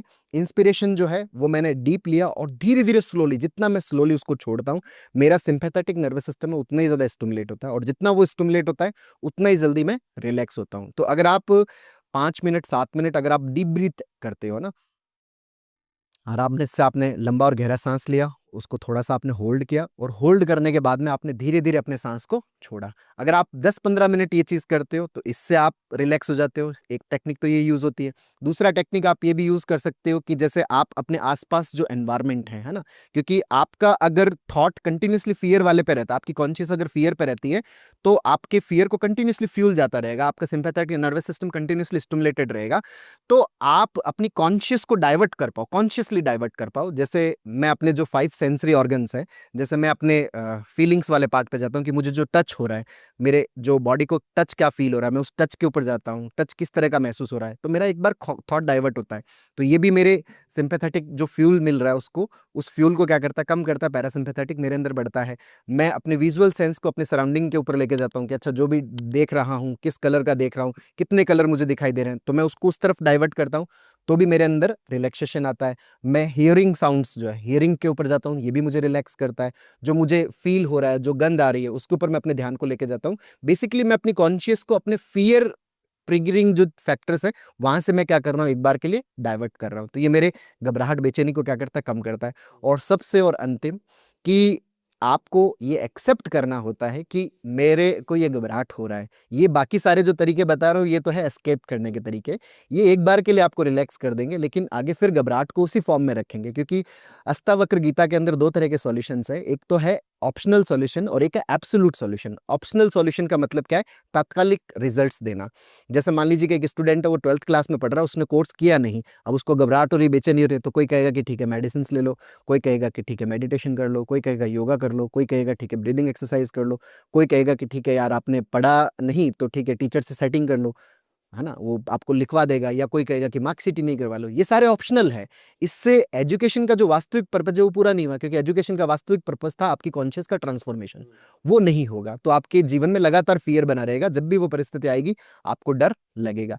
लेकिन अगर आपने इसके एब्सोल्यूट सॉल्यूशन पे जाना है तो आपको 12th का कंटेंट सीखना पड़ेगा, समझना पड़ेगा, अंडरस्टैंड करना पड़ेगा, अपनी परिस्थिति को स्वीकार करना पड़ेगा कि भाई साहब अपन ने नहीं पढ़ा, तो नहीं पढ़ने के कारण जो भी चीजें हमारे साथ में होगी वो होगी, उसको मैं स्वीकार करता हूँ, एक्सेप्ट करता हूँ, अब नई लर्निंग की शुरुआत करता हूँ। यही सेम चीज एंजाइटी में है कि मेरे थॉट्स के अंदर कहीं ना कहीं कोई लेक्यूना है जिसको मैं आइडेंटिफाई नहीं कर पा रहा, कहीं ना कहीं कुछ नेगेटिव है जिसको मैं पहचान नहीं पा रहा, उसकी वजह से मेरा जो सिंपैथेटिक फ्लो है वो बड़ा है, और मैं उसको एक्सेप्ट करता हूँ। जितना आप इन सिम्टम्स को एक्सेप्ट करते हो ना, कि धड़कन बढ़ रही है आप उसको होने दो, आपको चेस्ट में पेन हो रहा है उसको होने दो, आपको चक्कर आ रहे हैं आप उसको होने दो, अगर आप उसको स्वीकार करते हो, एक्सेप्ट करते हो ना, तो आपके अंदर एक एडेप्टिव साइकिल स्टार्ट होती है। अगर आप एक्सेप्ट नहीं करते तो आपके अंदर एडेप्टिव साइकिल स्टार्ट नहीं होती। जब तक आप पहाड़ की चोटी पर नहीं पहुंच जाते तब तक ढलान नहीं आती। आपने अगर पहाड़ की चोटी बीच में से अगर आपने अपनी यात्रा को रोक दिया तो वापस जिस दिन भी शुरू करोगे ना, फिर से जीरो से शुरुआत होगी। लेकिन एक बार चोटी पे पहुंच गए ना, चोटी पे पहुंचने का मतलब क्या है कि आप अपनी एंजाइटी के फुल पीक को होने दो, जो आपके अंदर सिम्टम्स है, क्योंकि ये सिम्टम्स इस कारण से, क्योंकि इसके होने की मैकेनिज्म है। भाई कहीं पर आंधी आ रही है, तूफान आ रहा है, क्यों आ रहा है? क्योंकि उसके आने की मैकेनिज्म है। कोई ना कोई एनवायरमेंट के अंदर जो टेम्परेचर चेंज हुआ है, एयर डेंसिटी में चेंज हुआ है, उसके कारण से क्या आ रहा है? तूफान आ रहा है। वो आएगा जब तक वो जो चेंज है वो नॉर्मल नहीं हो जाता। वही सेम चीज आपके भीतर भी है कि कहीं ना कहीं आपके अंदर गड़बड़ हुआ है, कहीं ना कहीं आपके थॉट्स के अंदर गड़बड़ हुआ है। तो ये सिम्टम्स को मैं आने दूं तो मेरे अंदर एडेप्टिव साइकिल स्टार्ट होती है, और वो एडेप्टिव साइकिल पहली बार मुझे अगर 100% एंजाइटी हो रही है तो अगली बार मुझे 99% होगी, फिर 98 होगी, धीरे धीरे मैं इसको नॉर्मल कर लेता हूँ। ये एब्सोल्यूट सॉल्यूशन है इसका, कि अगर आप सिम्टम्स को होने देते हो। अब यहाँ पर भी जिन लोगों को कार्डियोफोबिया रहता है उनको बहुत ज्यादा डर लगता है कि आप कहते हो कि सिम्टम्स को आने दो, आप कहते हो कि धड़कन को बढ़ने दो, आप कहते हो कि चेस्ट में पेन होने दो। तो ये जो धड़कन का बढ़ना, ये जो चेस्ट में पेन होना, कहीं हमारा हार्ट फट तो नहीं जाएगा, कहीं मुझे हार्ट अटैक तो नहीं आ जाएगा?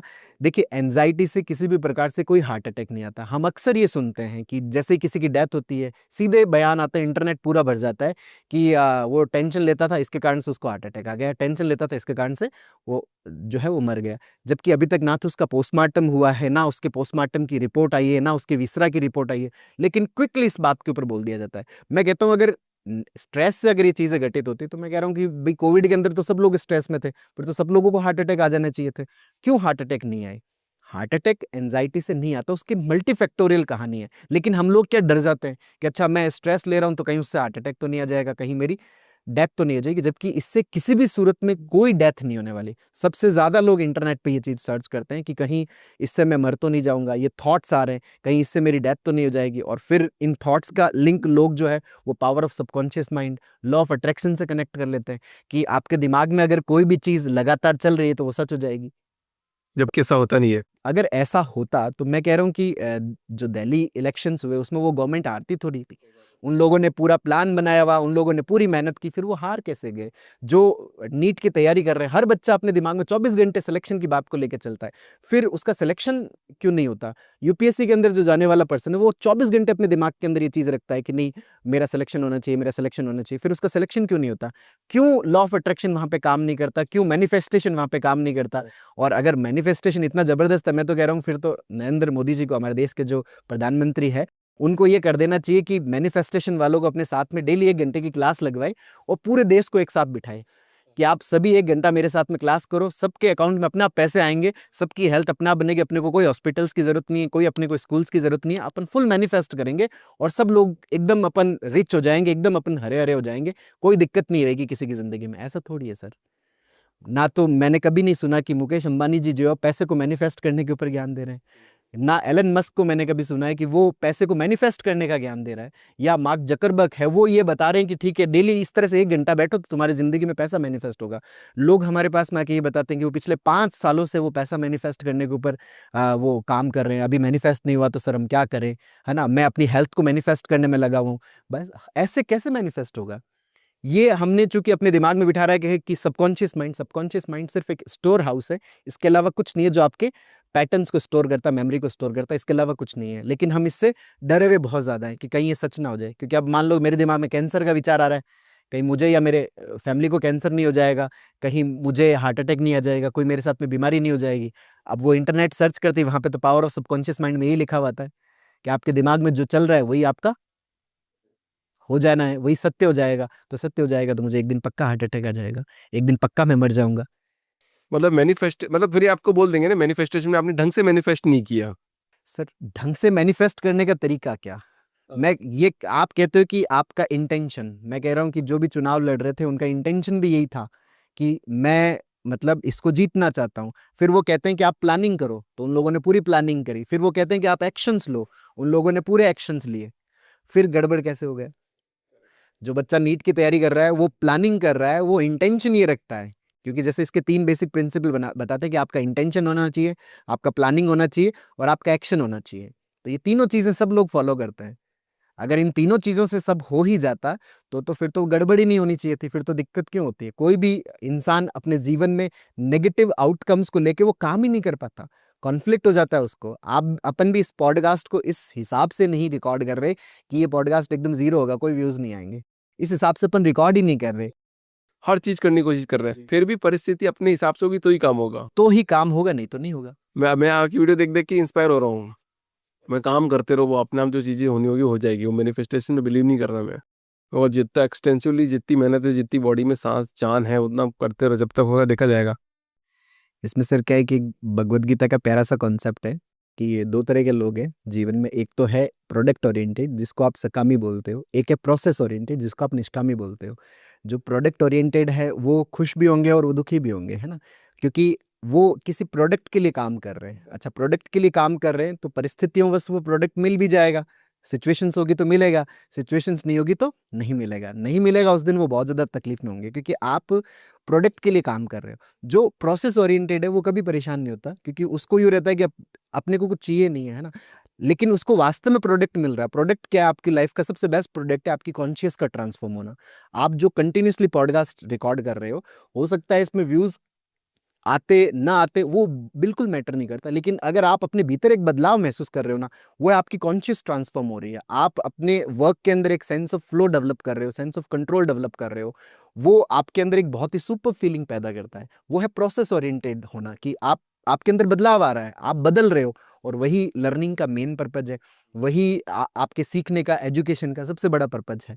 तो कि आप प्रोसेस ओरिएंटेड है, प्रोडक्ट ओरिएंटेड नहीं है। और भगवान श्री कृष्ण ने भी ये बोला है कि जो प्रोडक्ट ओरिएंटेड जो पर्सन है वो निचली स्तर के पर्सन है, और जो प्रोसेस ओरिएंटेड पर्सन है वो उच्च स्तर के पर्सन है। ये तो मजा ही कमा, तो बात ही हमने गजब बोल दी। मैं तो सोच रहा था मैं, मतलब मैं इतना काम करूंगा कि मतलब मैं 150 लोगों से मतलब मैं बात करना चाहता हूँ कि क्या मन में चल रहा है, क्या समझाना चाहते हैं, क्या करना चाहते हैं। तो लोग सोच रहे हैं हम साल 2 साल में 150 पॉडकास्ट रिकॉर्ड करेंगे। मैं सोच रहा हूँ 1 महीने में करूंगा मैं।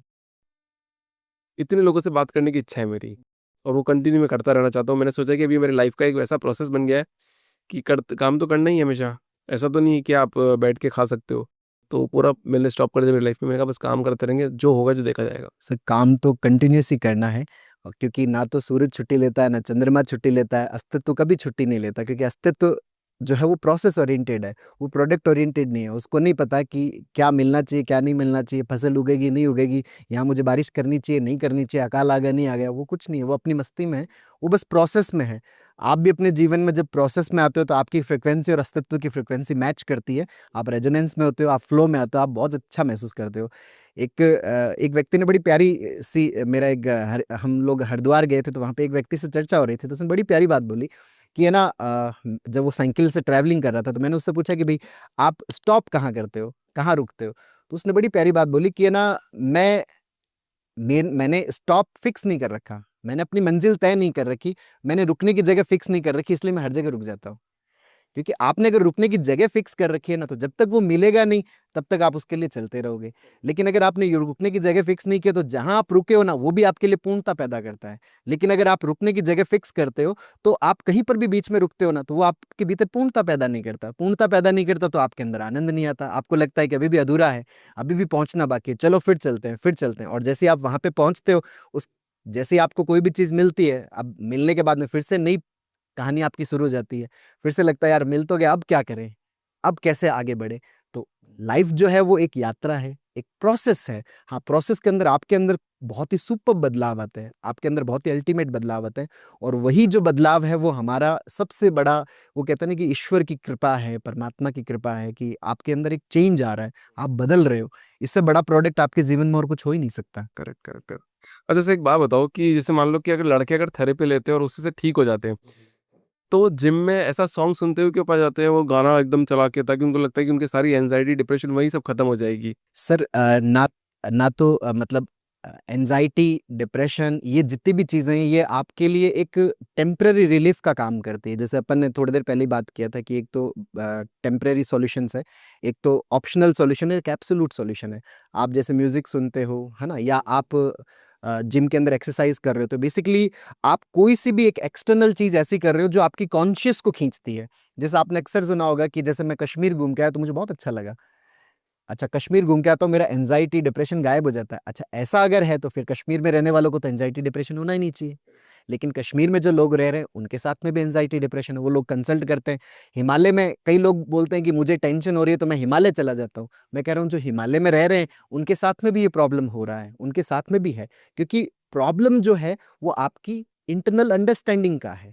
आपकी समझ अगर गड़बड़ है तो फिर आपको गड़बड़ होगा। लेकिन अगर आप टेम्परेरी कोई ऐसी चीज़ होती है जो आपकी कॉन्शियस को बाहर खींच ले, जैसे आप अपने दोस्त से बात करते हो, कोई ऐसा दोस्त है जिसके साथ में आपका इमोशनल अटैचमेंट बहुत ज़्यादा है, तो वो आपकी कॉन्शियस को अपने साथ में खींच लेगा। आप जिम में जाते हो, आप बहुत हाई म्यूज़िक के साथ में एक्सरसाइज़ कर रहे हो, जैसे कि मैंने आपको बताया था कि आप अपने 5 सेंसरी ऑर्गन्स की तरफ डाइवर्ट करते हो।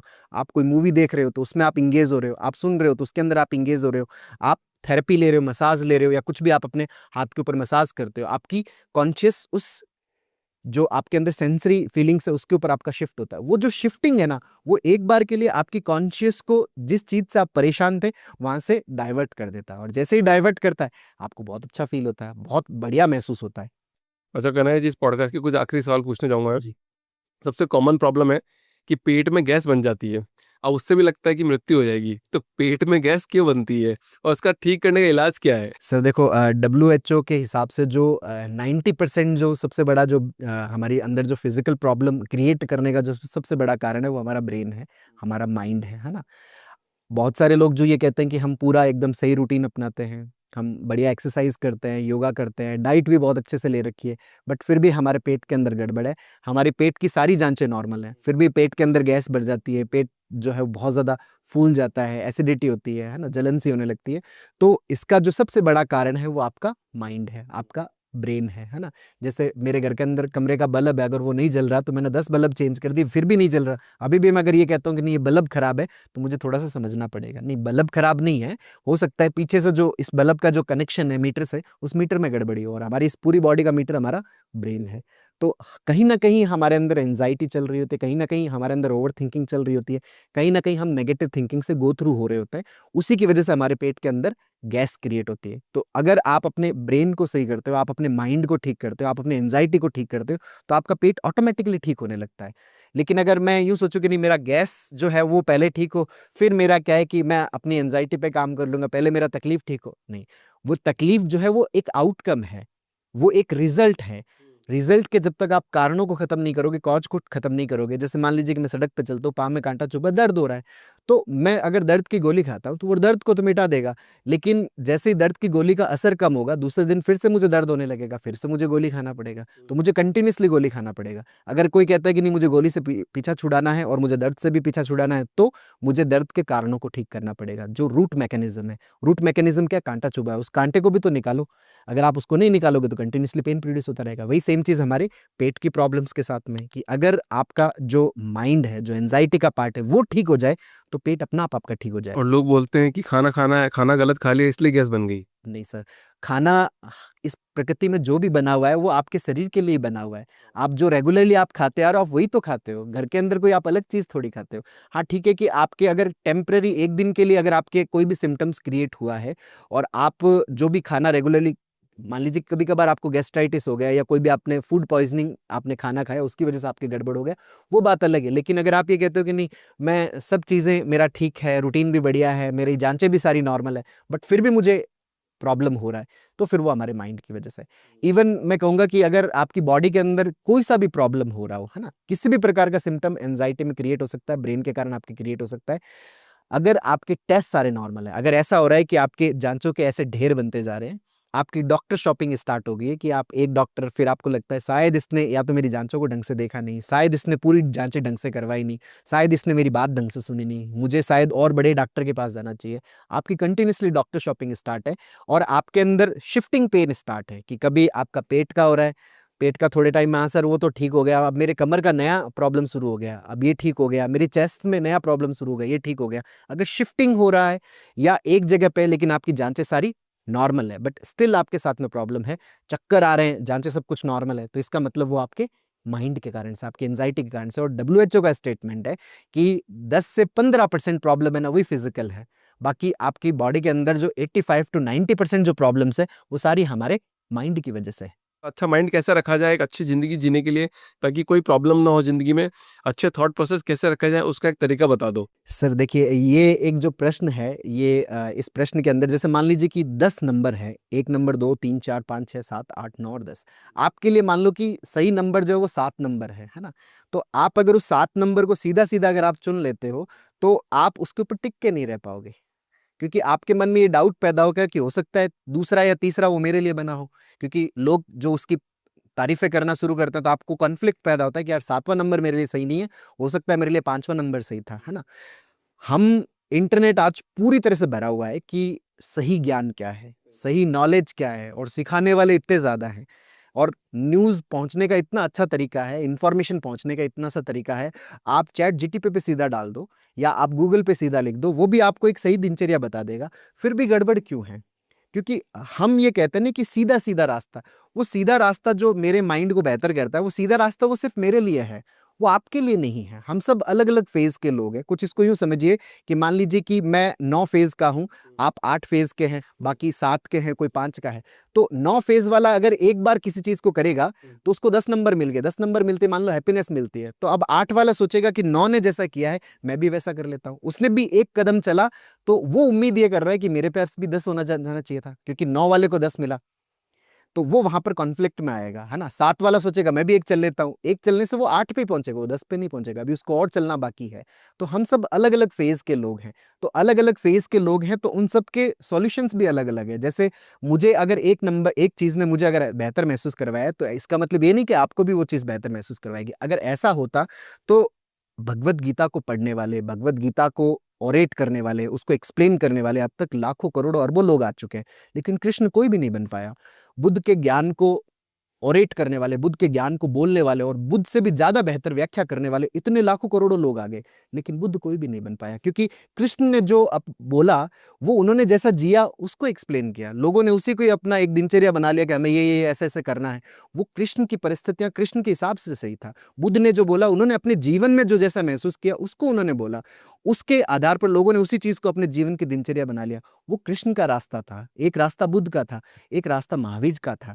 हमारा वो रास्ता, हमारी परिस्थिति अलग है, हमारी सिचुएशंस अलग है, हमारे रास्ते अलग है, हमारी लर्निंग्स अलग है। तो ये जो 7 नंबर तक एग्जैक्ट पहुंचने का जो पार्ट है ना, इसके लिए कभी आपका 1 नंबर आएगा, कभी आप 9 पे पहुंचोगे, कभी आप 4 पे पहुंचोगे, कभी आप 5 पे पहुंचोगे, कभी सडनली आप 7 पे पहुंचोगे। सारे ऑप्शंस ट्राई करते करते धीरे धीरे आप 7 पे पहुंचोगे, और यही लर्निंग का बेस्ट वे है। इसी से आपका दिमाग मजबूत होता है, इसी से आपकी शेपिंग होती है, आपके वर्क की शेपिंग होती है। अदरवाइज आप क्या ये चीज कंट्रोल कर सकते हो क्या कि आज मैं क्या है कि वायरल होने वाला मैं पॉडकास्ट रिकॉर्ड करता हूँ, आप आप कर सकते हो क्या? अच्छा, वीडियोस में भी ऐसा होता है कि मुझे कई बार ऐसा लगता है कि यार ये खराब वीडियो बना है, इसको मैं डिलीट मार देता हूँ। जैसा मैं जब शुरू-शुरू में ये लगता था कि मैं इसको डिलीट कर दूँ, ये अच्छा वीडियो नहीं बना।